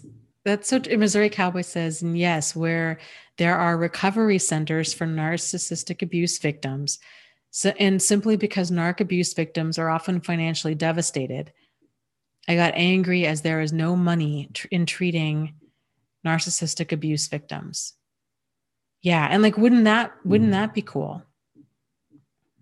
Like to have a retreat of some sort with all the different types of modalities like trauma yoga and counseling, with counselors that really truly do like understand this stuff. And I think, I don't know, it would be cool. Just all of it, like a place where people could just unwind and relax and take a time out. And I think it'd be cool to do stuff geared towards kids and teenagers that have gone through trauma of some kind.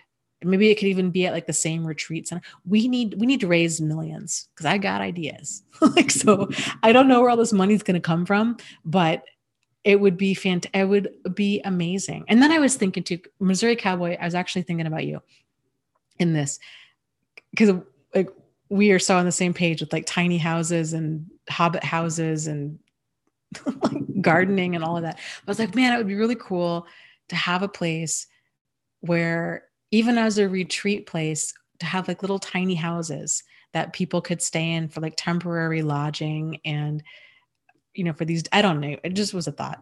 So I don't, we'll see. We'll see how it all comes together.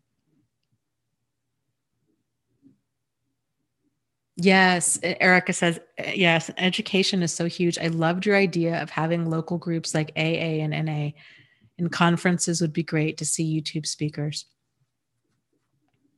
Yes.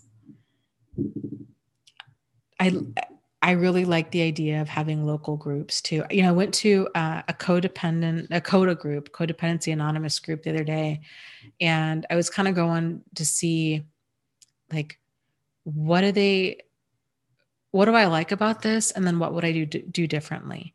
And there's a lot that I would do differently. So it was, I don't know. I would like to have free groups that are worldwide where people can go, and it's, different people can have different chapters of the group, and they can just like, seriously, like just how AA is set up. And it's about working through their problems. It's setting aside personalities of people, and you're there for that reason. And, but I think it'd be more helpful to have more education. So maybe like access to videos, and, AA has like the big book that they work out of. And they have another thing that I like about AA is people that are there, you can talk. Like, everybody talks, they kind of share something, and nobody gives advice. So I like that part, because I think I guess there's pros and cons to that, because sometimes people really do need advice. But what I like about that is getting people, or what I would do different would be to get them to explore that more, instead of, because I think that one of the biggest things that I see, and that I obviously I fall into it all the time, is giving advice when everybody has the answers within themselves, and it's getting them to find the answers, and just kind of like validating them along the way. So I think that's like a really important shift. Oh, totally. Lila says, I go to Al-Anon. It seems to me most people are talking about narcissists and they're sharing. Yeah. Same with Coda. And frankly, it's why people go into therapy 9 out of 10 times. It's a huge, huge problem. And even if a person's not like diagnosed as like personality disordered narcissist, it's their level of narcissism that's the problem. And frankly, any addict or alcoholic, when a person's caught up in addiction, they're coming from a place of an incredible degree of narcissism. They're blinded by their own behavior. It's all about them, and it's all about getting their addiction fed. And they will act in ways that are so just outrageous. And that's one of the reasons, when a person gets sober, trying to figure, for other family members or whoever, to figure out, okay, what are, even treatment teams, like, well, what are we dealing with here? Is this person's behavior due to their addiction, or is this a personality disorder?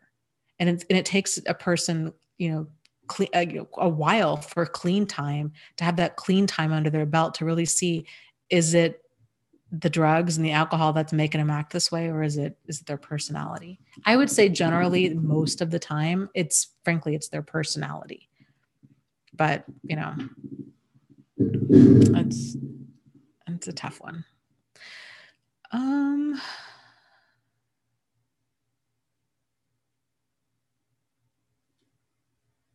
Yeah, Erica says yes. Self-empowerment, self-help, self-pacing. That's why YouTube is so perfect and individualized, but the community aspect helps so much too.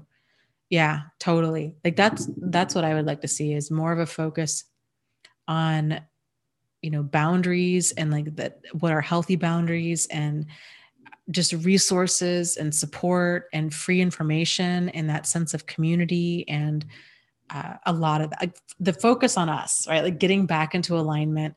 Um, that like you nailed it, self-empowerment, self-help, all of that stuff.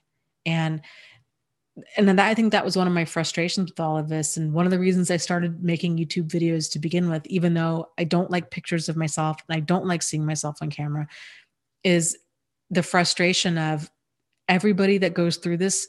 It's like you have to reinvent the wheel, and it shouldn't be that, like, especially since there's so many people going through this, like, to me, it's like, okay, it just needs to be like, okay, here's the common things that most people tend to go through. So just, and I guess that was the goal for my first book, was start here, just start here.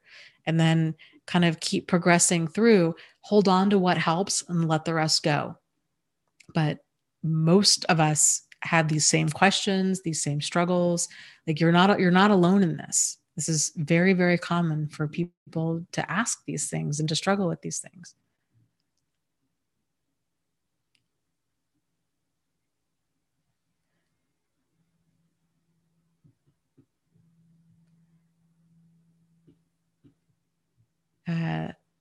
The Tamerlane says, I wanted to buy a tiny house to leave my narcissist and live a peaceful, small, minimalist lifestyle.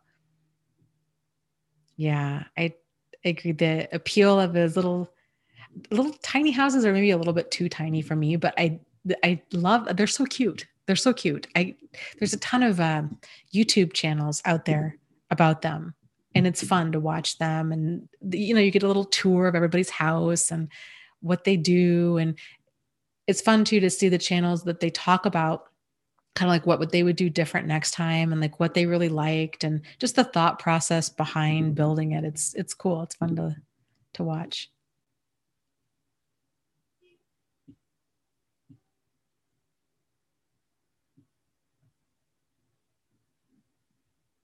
Hope asks, Dana, what are your thoughts on maladaptive daydreaming?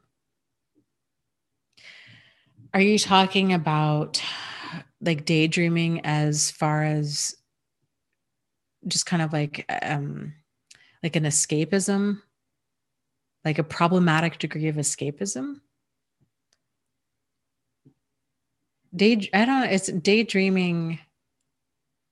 There's that line, right, between like daydreaming and being like just flat out delusional, or just not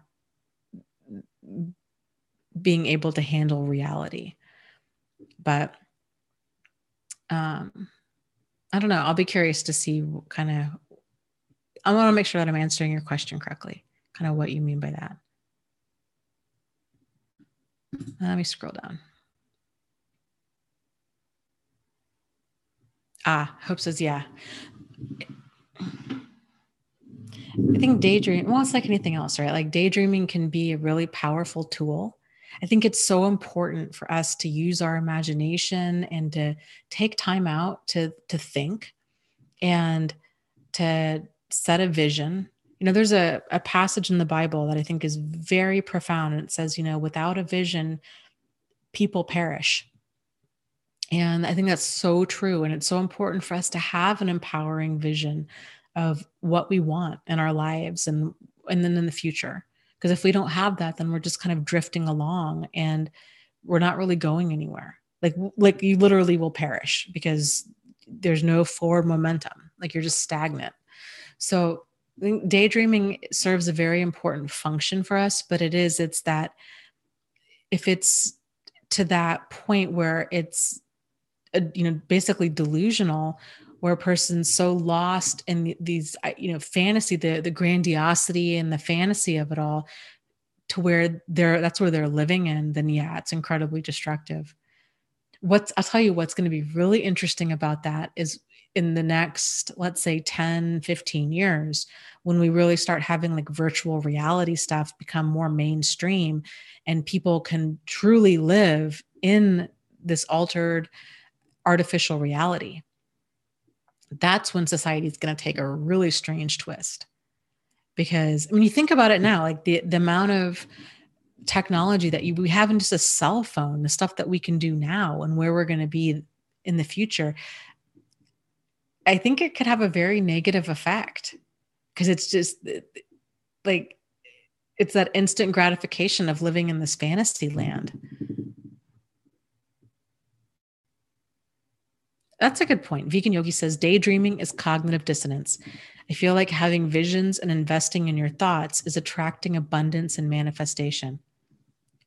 Yeah. And it's kind of goes back to taking action steps to move in that direction. Me telling myself every single day that I'm going to go to the gym when I've gone a handful of times, that's cognitive dissonance. And that's me being delusional. Like, I am lying to myself. And I realize this, and so, but it's still difficult. Like, even though you realize, like, okay, I'm freaking lying to myself and I'm telling myself what I want to hear in order to get out of that short-term pain of gaining weight, or like of not going, or what have you. And it's different. And again, it just speaks to the whole change process. Like, we have these moments where we have these kind of rock bottom, like, me getting these pictures done and then her flipping through them and see, like, you can't deny that. Like, you see the weight that you've gained, and I like just wanted to start crying. So I'm like, I cannot believe that I've gained this much weight. Like, this is just shocking to me. And, it's a big wake up call, but then it's staying, you have to almost stay in that level of discomfort in order to change. And it's really easy to just stay, you get uncomfortable and then you get comfortable again, and especially with food, because it's unlike alcohol or, drugs. You don't have to have that in your life. Like, food you have to have. And so then that's what I'm saying. Like, I just don't want to get a disordered relationship with food again. I want to be able to move my body because I love it, not because I hate it. It's just weird. But yes, daydreaming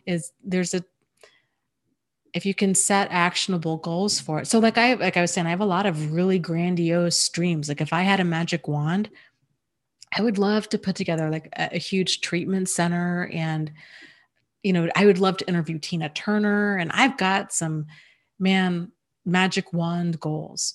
But I also realize, like, that's the fantasy.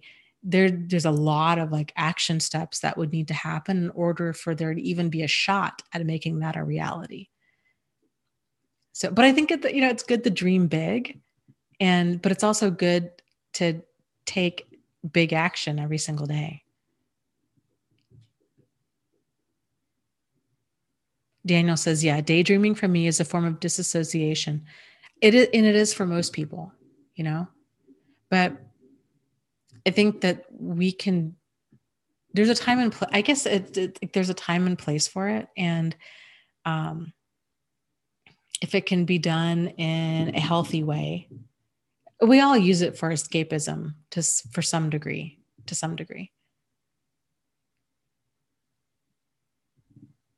What? Erica says, can you hook up with Oprah? I used to intern for her.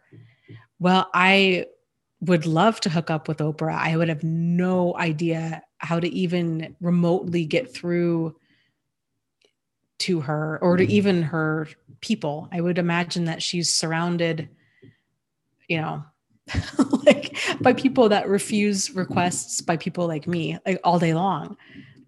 But I would love that. Erica says, call Oprah. Well, I would imagine it's got to be a little bit more difficult than that, right? Like, I can't just call her. But I would be all about ideas on how to get in touch with her,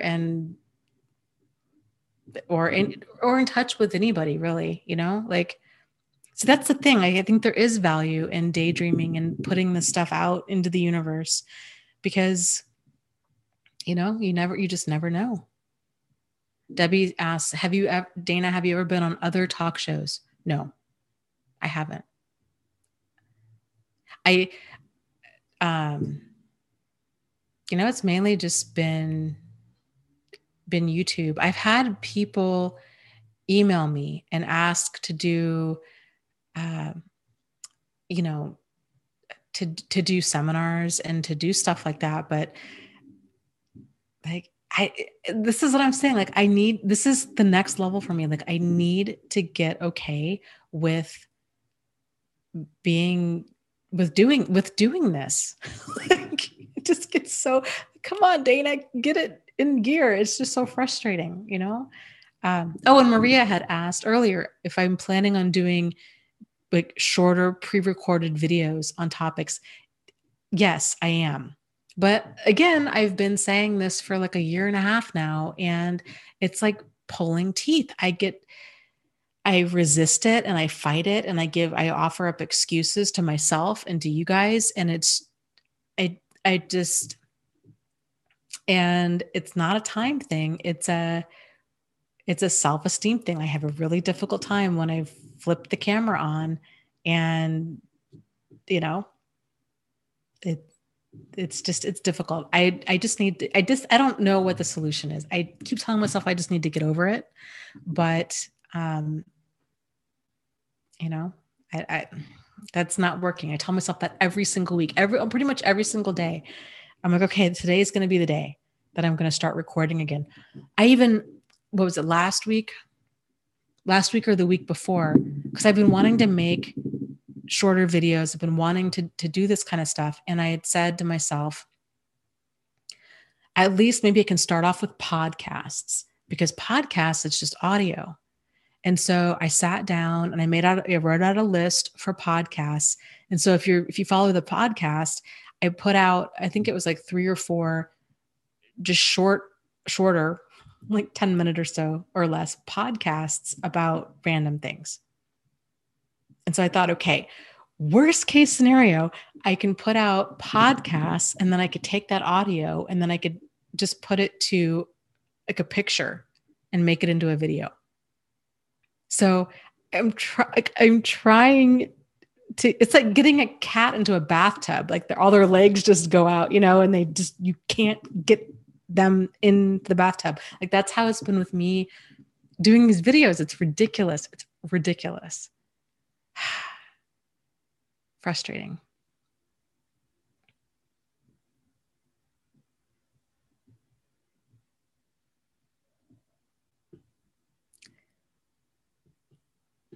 So, Erica says that she sent a letter to Oprah.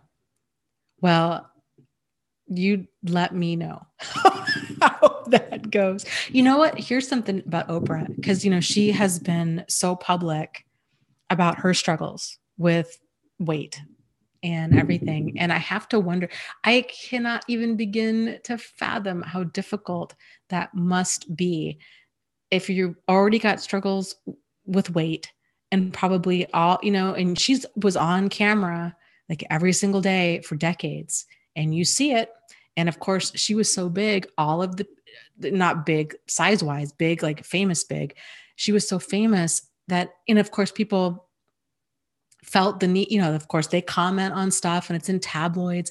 Like, I cannot even imagine how difficult that would be to be a celebrity and have people, you know, just, I don't, and same thing with like Jennifer Aniston. My goodness, you know, like celebrity divorces and stuff. Poor Jennifer Aniston, they have been on her about her divorce with Brad Pitt for it's been a long time, like what, 15 years or something. And, you know, oh, she's finally happy now. She's finally going to have a baby. She's finally engaged. And it's like, geez, you guys just leave her alone, you know? And like, what does she think about Angelina? And what does she think about this? And it's like, I can't, like, my heart goes out to her. It's got to be so awful to just be tormented by other people discussing your life, and it just doesn't end.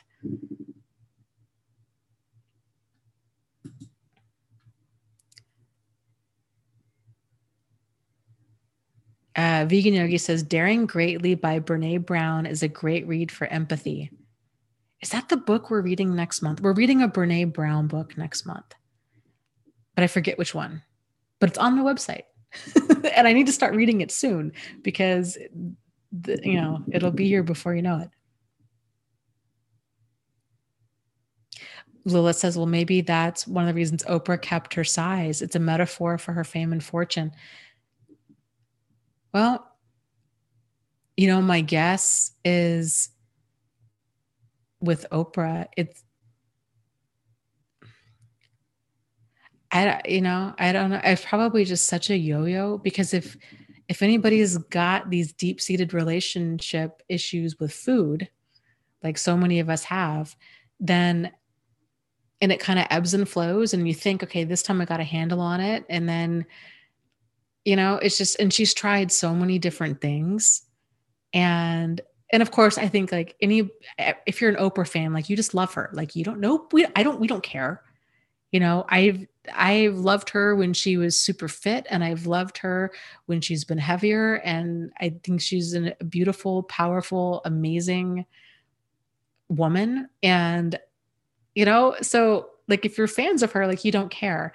But I guess from like a human being to human being level, I just think, my goodness, that must be so difficult for your weight gain and your weight loss and all of your issues. Because when you've got this unhealthy relationship with food, you can't hide that. Like the whole world knows. Like you can kind of hide being an alcoholic, or you can hide certain other things, but you can't hide your size. And for her to be, it just was so public all the time. And I would be curious to know, kind of with now that she's doing more of like the Oprah magazine, and it's just not as much like, if I wonder how she feels like if there's a difference now that she's not on daytime TV,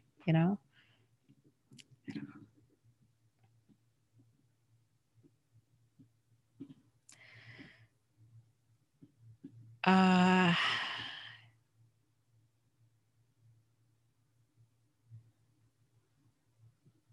yeah, Erica says, well, just go for it, just put it out there and see what happens. Yeah, why not? Like, I think it's, you just, you never know. You never know with stuff. I would love to interview Tina Turner. I think she's fantastic. I would love, I'm trying to think more of like my grandiose, like magic wand, my retreat center. And I think would be amazing. Starting up like a free worldwide group would be awesome. I saw that. Yes, Salon says Oprah's got her own food brand now. Yay for her. Totally, right? Like I saw a commercial for that the other day. I'm like, man, she seriously is such a powerhouse.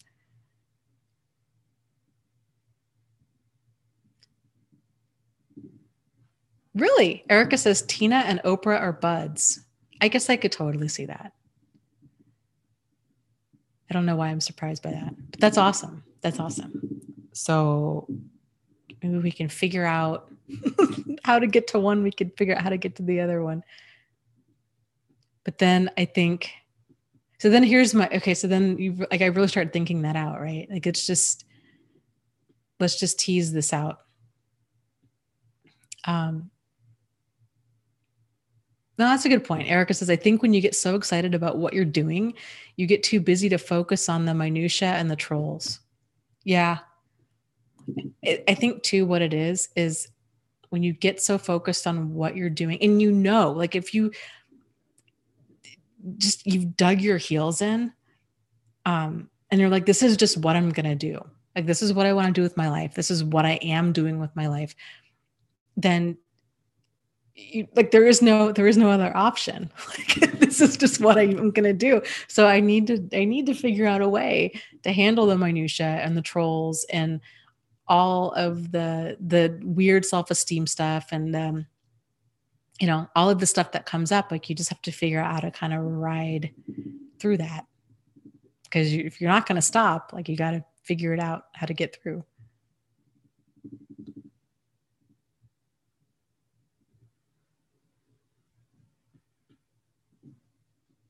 Kevin says, I've had family members hate me as part of a conversation. I've had family members hate me as a result. And she constantly gossips on the phone about me from my sexuality to my weight. I get confused because she often says that she loves me more than anyone. That goes back to actions and words. So if a person's like, I love you so much, then they don't constantly gossip and talk trash. And so that kind of, that's she's got a real funny idea about what love is, to be talking that trash. I'm a big fan of, thinking about what a person says. Like if you can't say it to somebody's face, then it's a good time to really think about, okay, is this appropriate? And let me clarify that, because I can see how people might be thinking about, well, I would never say these certain things to my ex or to my abusive person in my life. The only difference there is that if a person's dangerous or destructive, and then talking to them directly it's not going to, it's going to put a person in danger. So that's not a good idea. But and it's important for you to tell your story. So it's okay for you to talk to a therapist or your friends or family and let other people know what's going on. So I just felt like I needed to clarify that.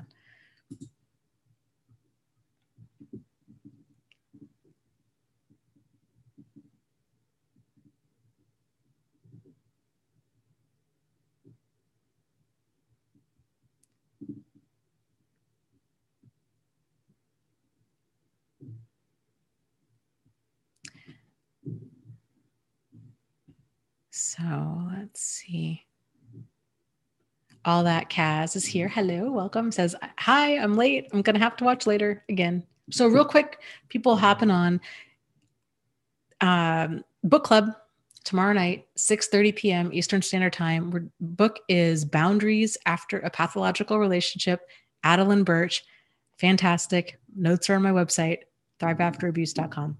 And my second book, like, I don't know why I have a hard time remembering that. My second book is out as of yesterday. So that's super exciting. Out of the Fog, and it's free. Ebook version is free on Amazon now until I think it's late Friday night, depending on where you live. So get a copy now if you're interested at all in that book. Out of the Fog, Dana Morningstar, and let me know what you think. So, and then there's a link in the description below.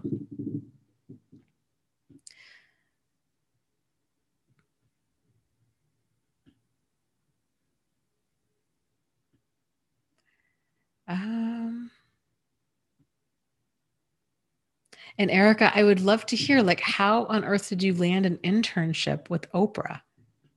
That's really so cool. I would be curious, what all did you learn? Was it a journalism internship? Because you were saying it was at the magazine. Or was it a marketing, or was I need to know all these things. That's what an amazing experience to have.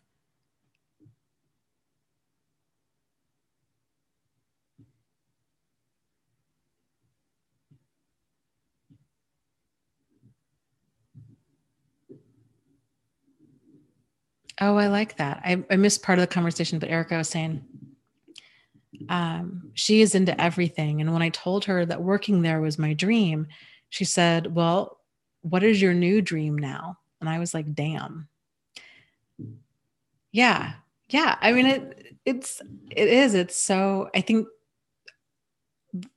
what a perfect person to have that coming from, right? Because that is totally Oprah. Okay, we're going to do this. And then you get there and it's okay, then now what? Now what's the next thing? And then what's the next thing? Because it's just that moving forward and achiever mindset is so powerful. Oh my gosh, Missouri Cowboy. I heard what happened. I need to look into stuff. And thank you for the live stream donation. I will. We'll get it figured out.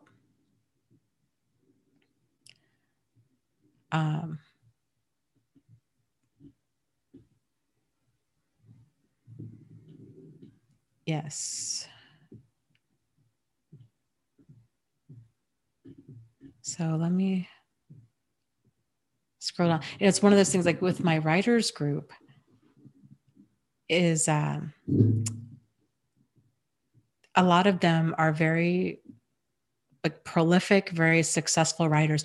Most of them are nonfiction writers, which I enjoy so much because their brain works so different from mine. Like I just don't even know how they come up with half the stuff they come up with. So it's entertaining to hear from people that write in all these different genres, and uh, they're just so creative, especially the ones that are like science fiction and just stuff that's really out there. It's cool. But they were saying uh, people will post pictures of like, I just published my book today, or like I just finished, and then they'll post like a picture of like a glass of wine and like the Word document that says like the end, you know. And it's so fun people to like share their successes and victories that way. And oftentimes they'll say like, that's really great, and then now it's time to start the next one. And it's always onward and upward. Like, congratulations, celebrate your victory, and then start the next one.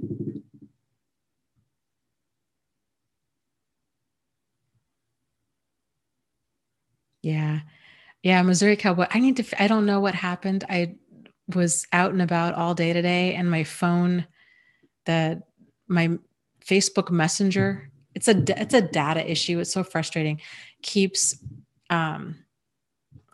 well, let me see if I can show you what it's doing. It's so frustrating. It says like Facebook Messenger is installed on my phone, but then I get like this like the please set up the reinstall Facebook Messenger. I think it's my phone is out of storage. So then when I try to do that, like it just flashes. So I can't use my phone to respond or to send Facebook messages. So I can post in the group, but I can't get into the chat, like the admin chat, and the rest of my messages. So I don't know what I need to do. Something needs to happen because I'm out of the loop. Let's see.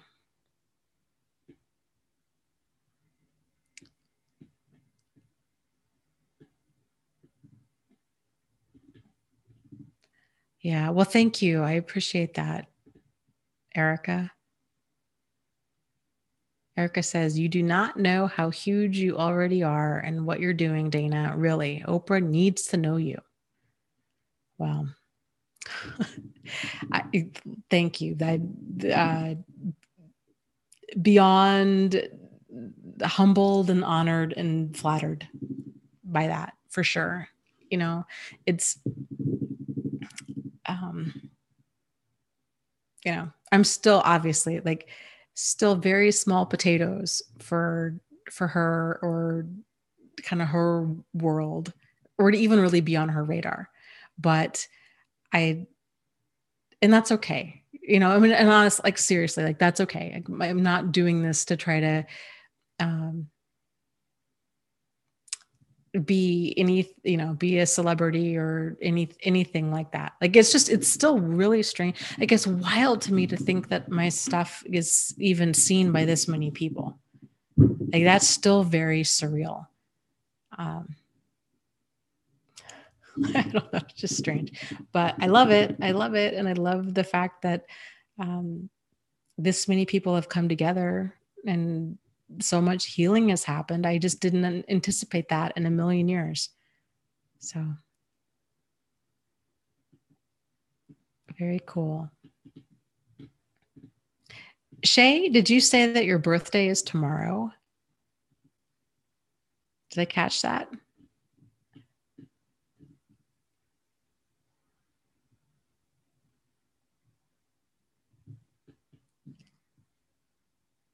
Yeah, Bricks and Feathers. That's interesting. Bricks and Feathers says, Dana, I'm curious about something you mentioned on the last live stream. Well, go for it. What are you curious about?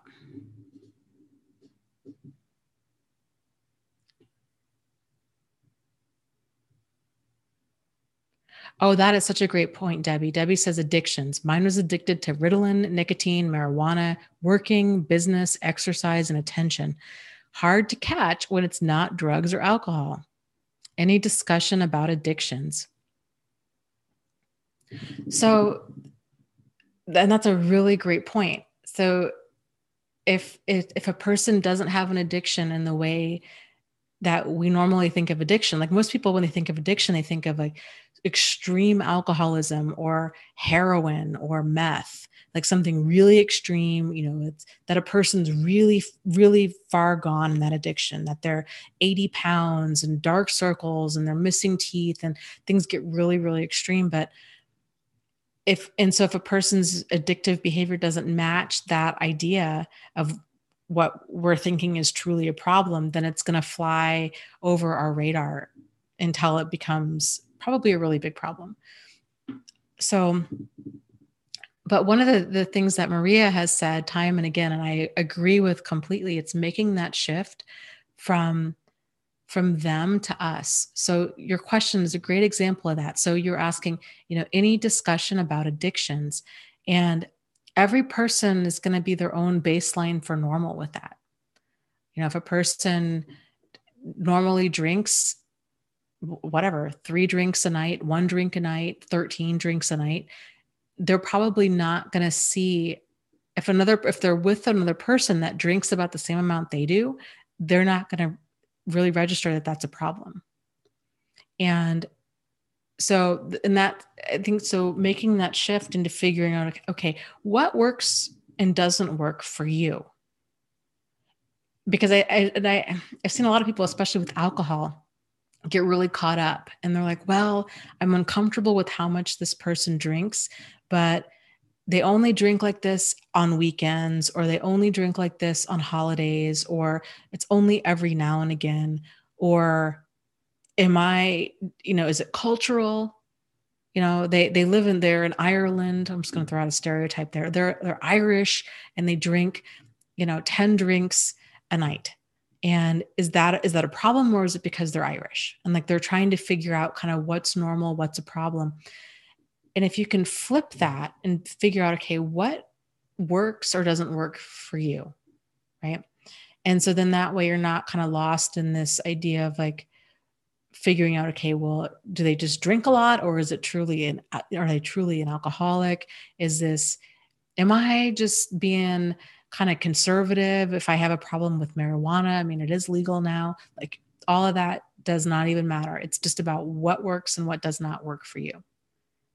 And so having your kind of healthy standard for what you want in your life be the guiding star, not trying to figure out what other people might say about the differences between a person who drinks and a person who's an alcoholic, or not arguing about whether or not marijuana is a problem or not, or any of that. It's just what do you want in your life, and realizing that that's okay. Like, it's okay to have deal breakers,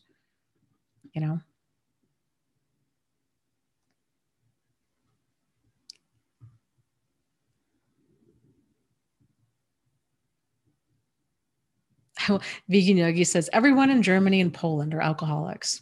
It's a sad, sad culture. It's interesting how truly there is a lot of this stuff that's cultural. How I watch these different weight loss shows, and there's one, I forget what it's called. It's a British. I love British shows. It was some British show, and and I'm like, oh my gosh, these people drink so much more than how people normally do in the US. And this lady, she was a riot. It was her and I think her cousin that were trying to lose weight. And they follow them around with cameras, and they know that they're being recorded.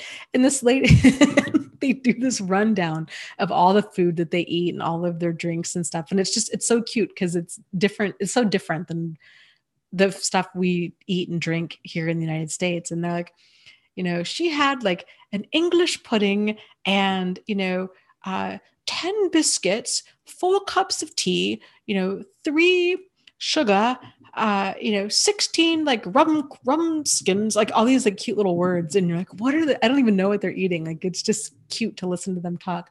And then like all of these drinks and like 4 gin and tonics, 6 rum and cokes, another 3 pints of beer. And like, good grief, like, how is this woman still standing? And it's just, yeah. So some of it is cultural, but again, like it doesn't matter. Like if you don't want to hang out with a person who drinks that much, then that's okay. It's, whatever.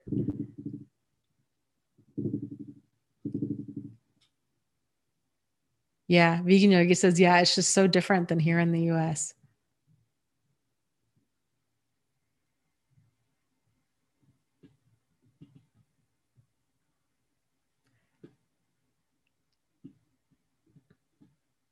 Okay, let me scroll up here. Yes, absolutely. Maria says yes. Without a true sense of who you are, truly who you are, with no one else's voice in your head is the beginning of healing, and it leads to thriving.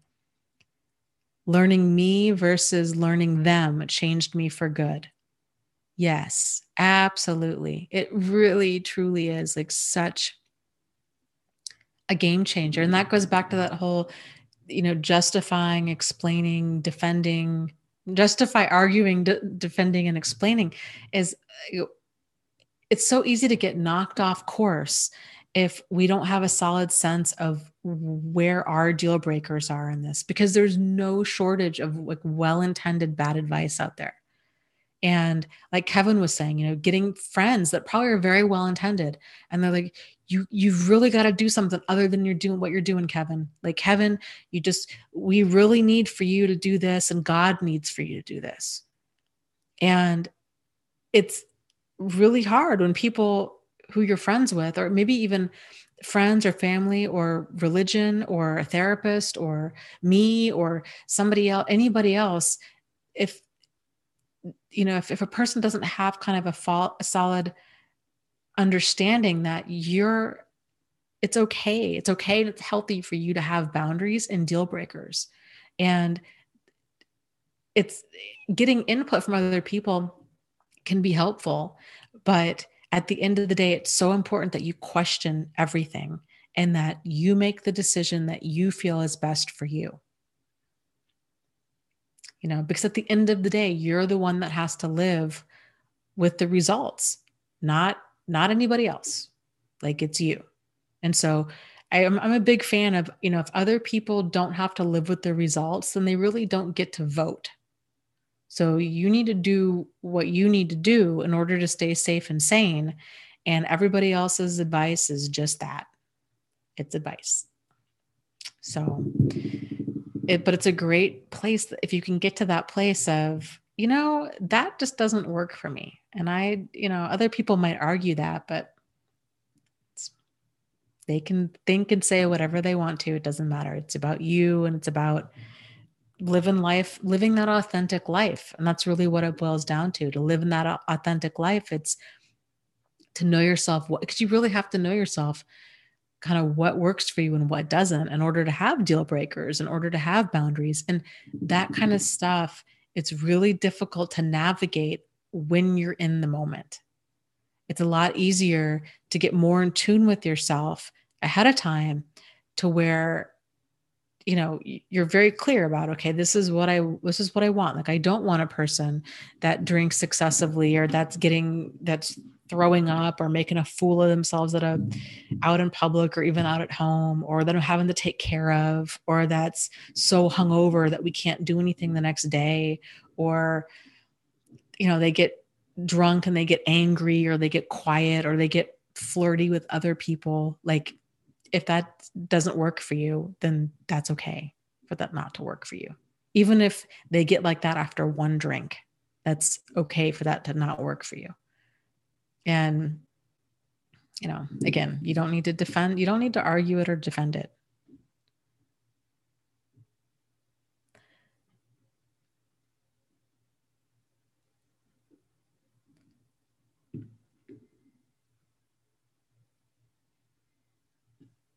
Missouri Cowboy says, yeah, boy, does drama cause me to disassociate.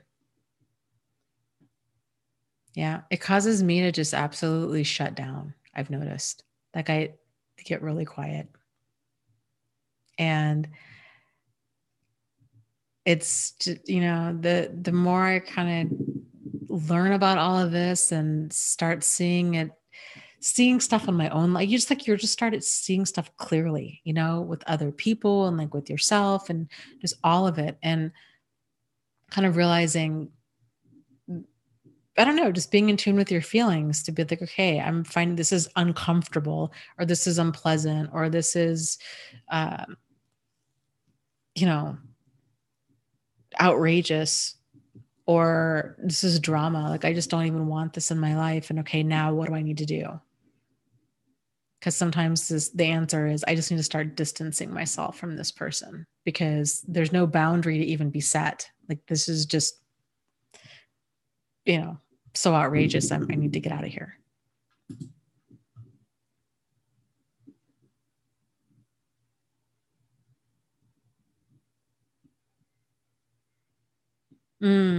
Debbie says codependence killed both of my parents, not cigarettes.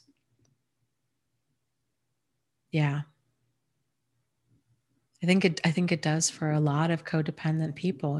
It's just that you just get so ground down that it's like that flame just starts getting slowly snuffed out. And it's just so tragic. And it's so interesting too when people talk about kind of narcissists changing and trying to get people to understand how difficult in general change is for anybody. But if you think about it too, if you think about narcissists as people that overtake, it's all about them all the time. Like they just kind of suck the energy out of a room because it's just there's no room and space for anybody else. It's just all about them. And with codependent people, if you think about them in more kind of absolute terms of like being an overgiver, like they overgive second and 20-second chances, and they give time and energy and money and all of these things that they can't comfortably give. And it's order to, save, they feel compelled to save this person at the expense of themselves. And if you think about, even with people that are the overgivers, how difficult it is to get them in alignment to where they can actually make themselves a priority, which to me is very interesting because that's a very basic human drive of you matter enough to not, I mean, most people, even like protozoa, right? If they know enough to get out of harm's way. And so like basic life forms know enough to be like, okay, if something hurts, I need to do something different. I need to move. With codependent people, it's so difficult to try to get them to realize like you matter so much that you don't need to be hurt. It's okay for you to distance yourself. It's okay for you to say no. It's okay for you to change direction and do something different. And so to me, it's like if a person can realize how difficult it is to even work with a person to teach them these very, very instinctual, basic human drives of keeping yourself safe, then you think about how difficult it would really be to work with a narcissist and to get them to change. Because you would think that it would be significantly easier to teach a person to keep themselves safe. And it's not. It's incredibly difficult because there's all of these other emotions that are surrounding it. It's such an ongoing process of like learning boundaries and deal breakers and examining all of this and re-examining this and continually practicing it and keeping at it. It's a lot.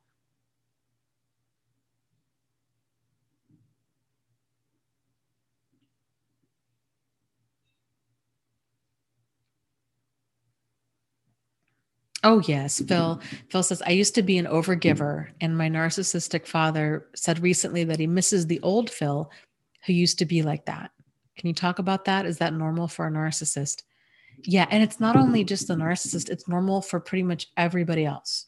So whenever in any dynamic, whether it's in a family or with friends or at work or you name it, everybody kind of has this little dance that they do. and people just kind of slip into their roles. And so when a person starts changing, then it's like the needle kind of slides across the record and people are like, whoa, what? And especially when a person starts having boundaries and they start saying no. And especially if they haven't before. So all of a sudden people are like, well, is he mad? Is he having a bad day? What's wrong with him? Because it's never been a big deal before. And now all of a sudden it is. And so for other people that are so used to being like, oh, hey, that's Phil. Let's go with the flow, Phil. Phil will do it. Phil's always, you can call him. You can rely on Phil, and then all of a sudden Phil isn't go with the flow, Phil. He's getting boundaries and he's like, hey, this is what works for me. This doesn't. And you're saying no and this kind of stuff. It's a readjustment period. And oftentimes people will try to get you back to where you were. Like just like your dad was saying, well, we really liked you when you were a lot easier. You were more go with the flow. Well, of course they liked that because it was a lot easier for them because they got their way. So, and Sunny Day says, yeah, narcissists hate boundaries. They call you selfish.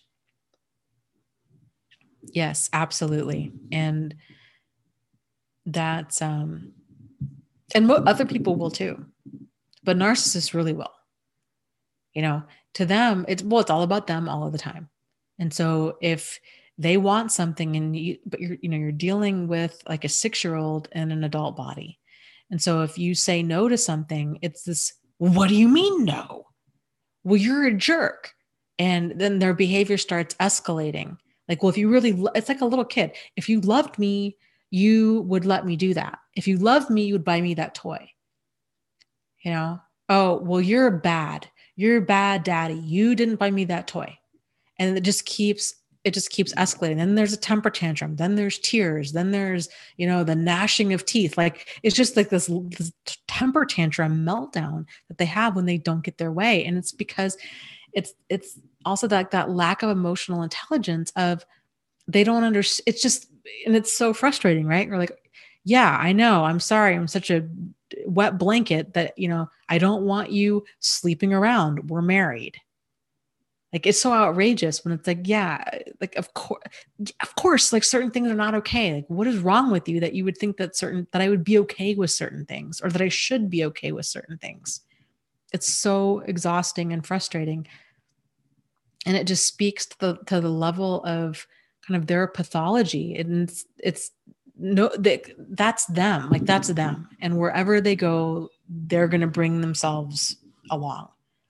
So and that's another big thing that a lot of people struggle with. They're like, because they feel like it's them, because they make it about you, like, oh, you're so, you're the one with the problem. Like and addicts have the same behavior, right? Like, I don't have a drinking problem.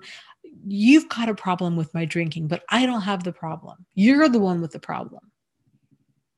Or you drive me to drink. I wouldn't drink this much if you weren't such a nag. And always making it about somebody else. So all of those same behavior techniques are very common. When a person can't handle the truth, that's what they do. They deny and they blame and they deflect and they minimize and they justify. And they do all of these things to push away the truth because they can't handle it. And because in order to actually see the truth for what it is, means that odds are they'd have to do something different. But they don't want to do anything different. And that's why that's that wake-up call is like, there's got to be enough pain to get a person to start moving in a different direction to do something different. But, the struggle with narcissism is it's so pervasive. It's so persistent and so like just pervasive. I mean, it's just woven throughout everything in their life that it's not just changing one thing. Like with an alcoholic, it's, you need to stop drinking. It's like that thing. That's the one thing you got to do. But with them, it's like, they've got to totally radically change the way that they view the world and their place in it. And that would be a really hard thing for a person to do.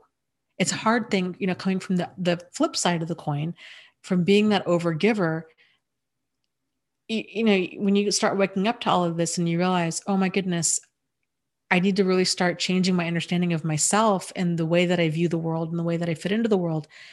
You feel like a little baby deer, you know, you're like, you're just awkward and you're stumbling and like you're not comfortable in your body. And like, you just don't know how to go through life because it's just so brand new. It's like having two left feet. Like you have to learn how to kind of re-navigate everything again. And it's an ongoing process. It's not just a one-time decision. It's not a few months or even a few years in therapy. It's an ongoing process of examining your boundaries and your standards and your deal breakers and all of this. Oh, I like that. Yeah, I would agree. Debbie says, yes, my therapist said I was getting well when I got angry. I got a backbone finally. Yes.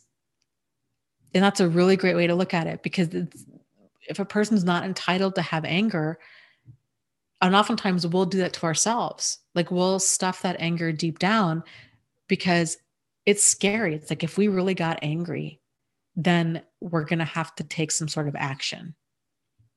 And so it can be a long time in getting there for a person to actually take action and to do something different. You know, it's that whole Lucy and Charlie Brown thing. So Shay, oh, thank you. Thank you for the donation. She says, thank you, Dana. I probably won't get home in time for the book club tomorrow, but I'll try. Well, no worries. If you don't, if it ends up just being me for book club, that's totally fine. But I hope that you have a fantastic day. And did I read, is it for sure your birthday tomorrow? I want to make sure that I read that right. If it is your birthday, and I'm scrolling through the chat here, if it is your birthday, have a fantastic birthday.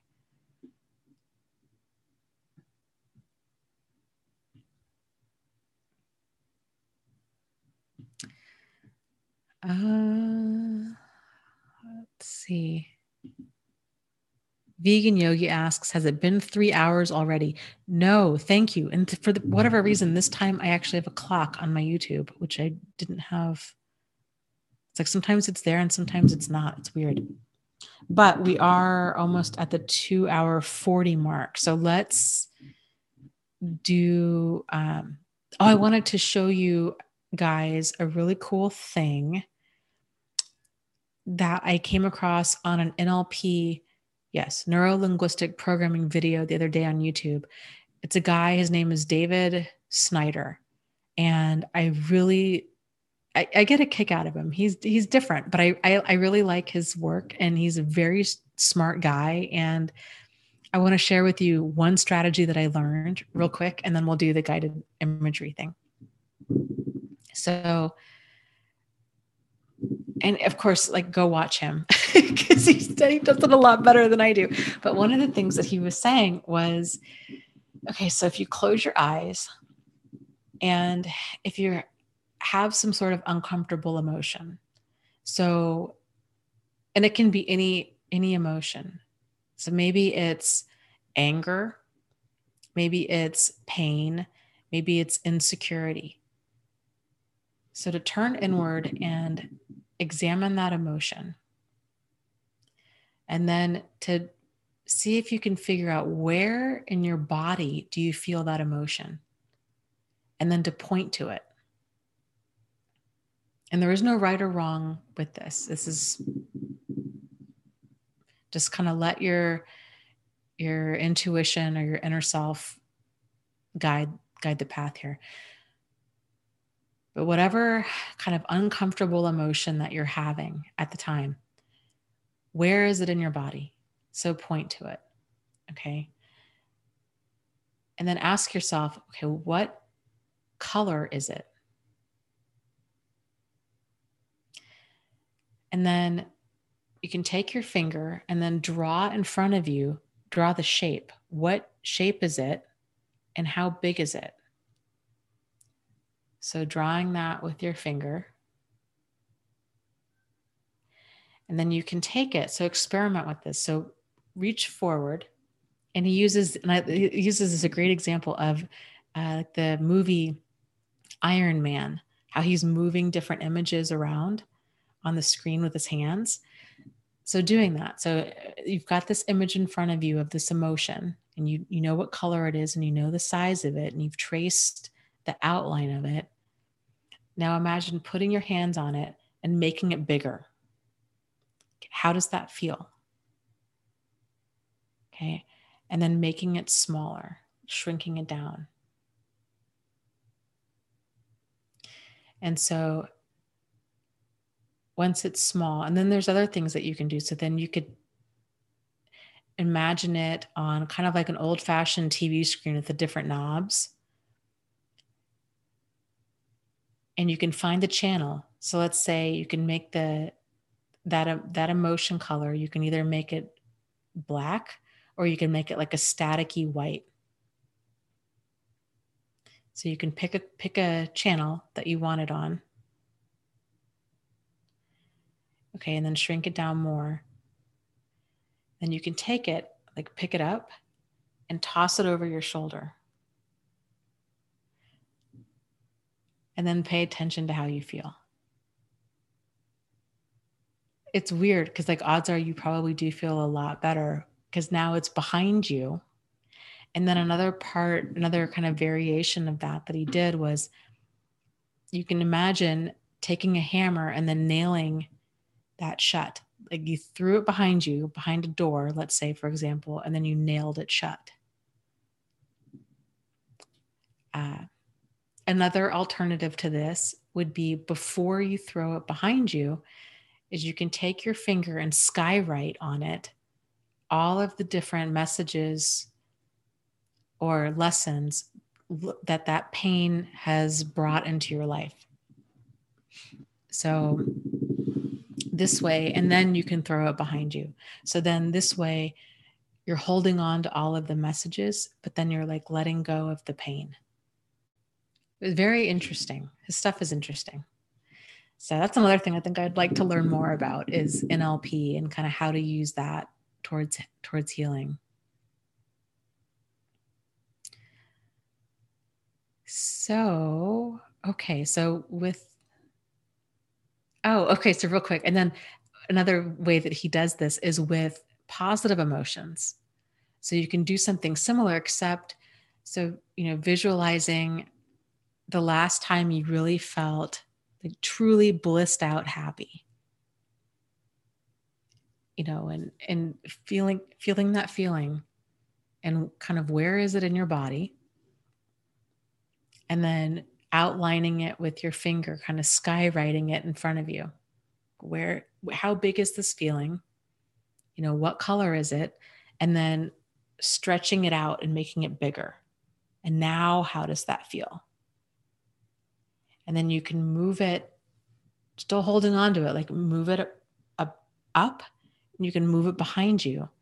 And then visualize yourself putting it on like a big blanket. You're wrapping yourself in a blanket with it. And then you can just decide to wear it around you. So lots of different techniques to it. It's cool. Lilith asked, what is his name? His name is David Snyder. And I believe his channel is called David Snyder NLP. His last name is Snyder, I believe. Fantastic, interesting stuff.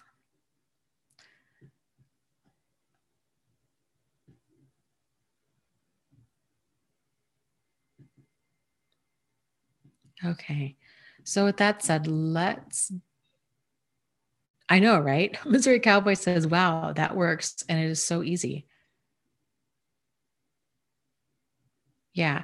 I'm going to watch a lot more of his videos and really try to perfect that, or maybe not perfect, refine. I'm going to try to really refine that to where it is a much smoother, like guided imagery. And then we can start doing some of that too, because it's really cool. Like the power of your brain is phenomenal. And kind of thinking about emotions in a different way and then kind of reclaiming your power in the relationship you have with them is a big thing. So it's cool. So I will work on that. That's my homework. And then we'll experiment more with that. Okay. Next time. But for tonight, let's do our own kind of guided imagery thing. So get comfortable.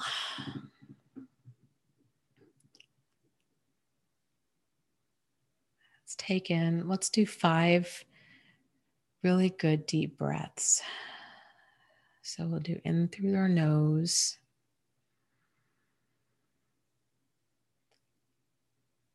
And out through your mouth.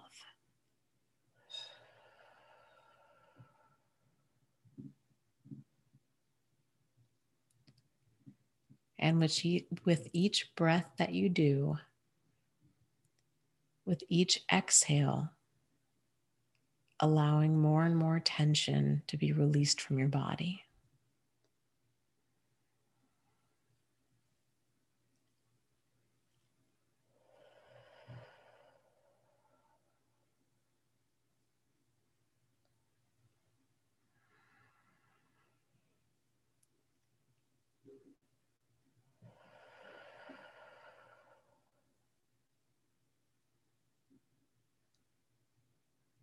And as you relax, see if you notice any areas of your body that are needing your attention, that you're storing stress or pain,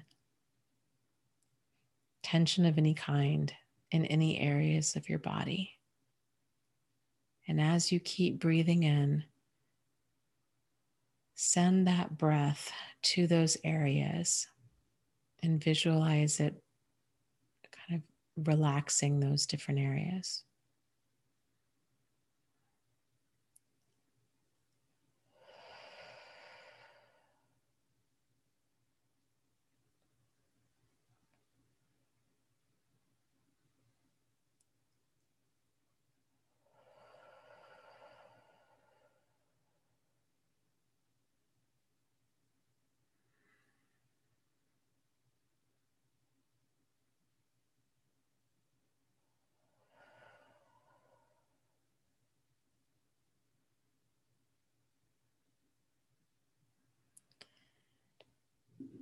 Let the tension go from your forehead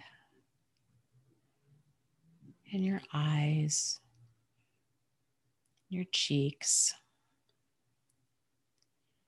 and your jaw. Just letting your face relax. Maybe letting your mouth kind of hang open a little bit as you release your tongue from the roof of your mouth. Just letting your mouth fully relax. Relaxing your neck and your shoulders and your arms, letting them just fall limp down by your side.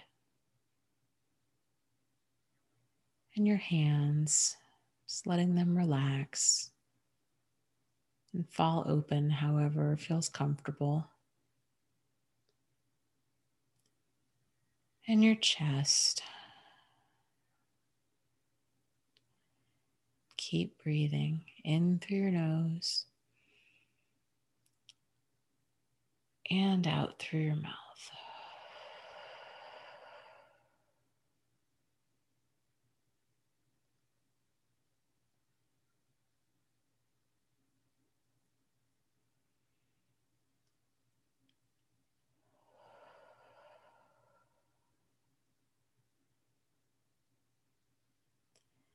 Relaxing your hips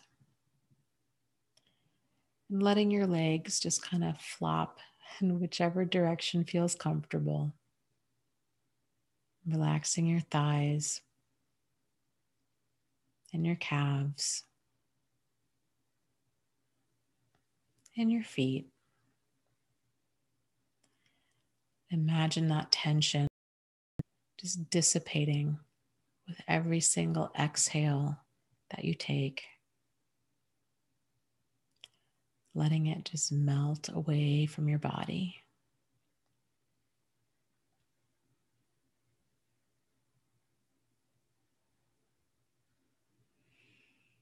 Bringing your attention back to any areas that are storing stress or tension or pain. Let's take 3 healing breaths in right now and sending that much needed oxygen to those areas.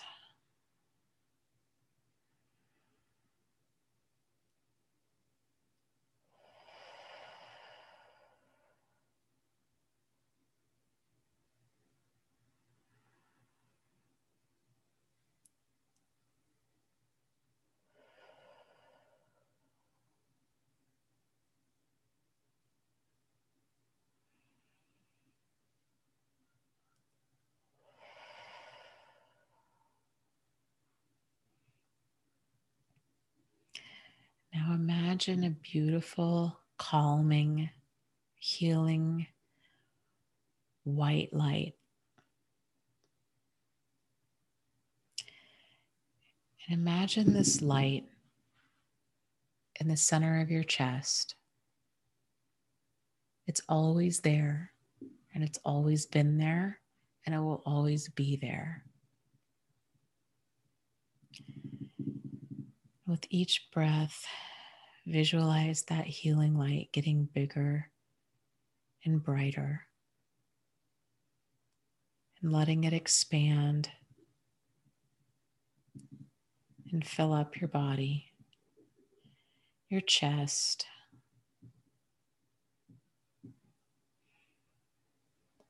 into your arms,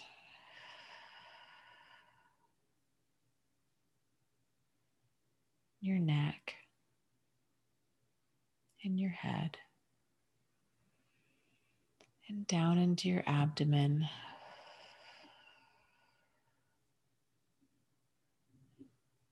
your hips, your legs, and your feet. Feel that amazing, healing, calming light as it moves its way, swirling and spinning and kind of almost like splashing over every single cell in your body, healing all of your DNA, every single part of you.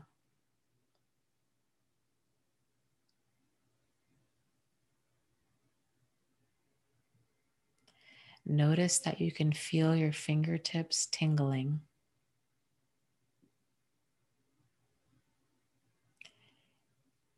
And the same with your feet, that you can feel your toes tingling as that energy moves in and around, just dancing and playing and splashing and healing every single part of you.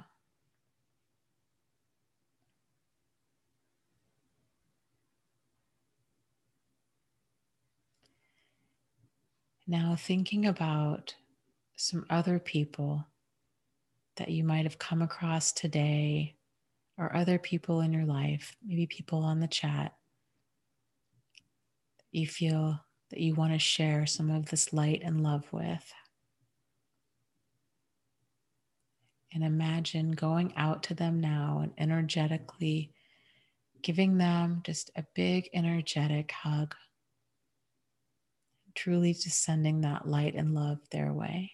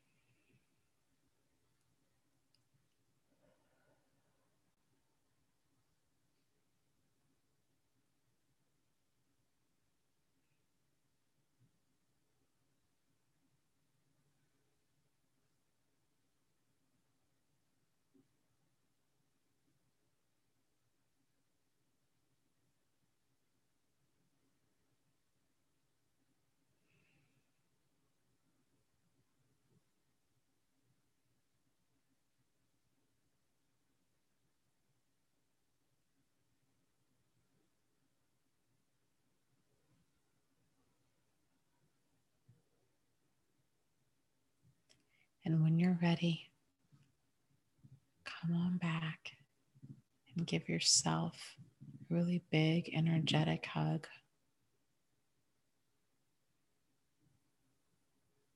Letting yourself know that you are worthy just the way you are, and that you matter, and that your wants and your needs and your feelings matter, and that you are worth making a priority in your own life.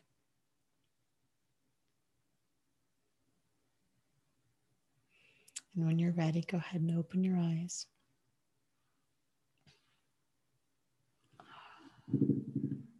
So thank you guys so much for joining us. And book club is tomorrow. So don't forget, book club tomorrow at 6:30 p.m. Eastern Standard Time. I don't know how long it's going to go for, but we'll go and we'll do it. And the book is Boundaries by Adeline Birch. And my second book is out as well. So, and it's free right now. So please, if you're interested, go grab yourself a free copy. The ebook version, it's on Amazon. And the book is called Out of the Fog, and it's by me, Dana Morningstar. So the link is in the description down below, and we'll go from there. So you guys have a fantastic night, and just lots of love to you guys. You are not alone. You are not crazy, and you really can move forward and heal from this. So take care and lots of love, and I will see you tomorrow. Okay, bye.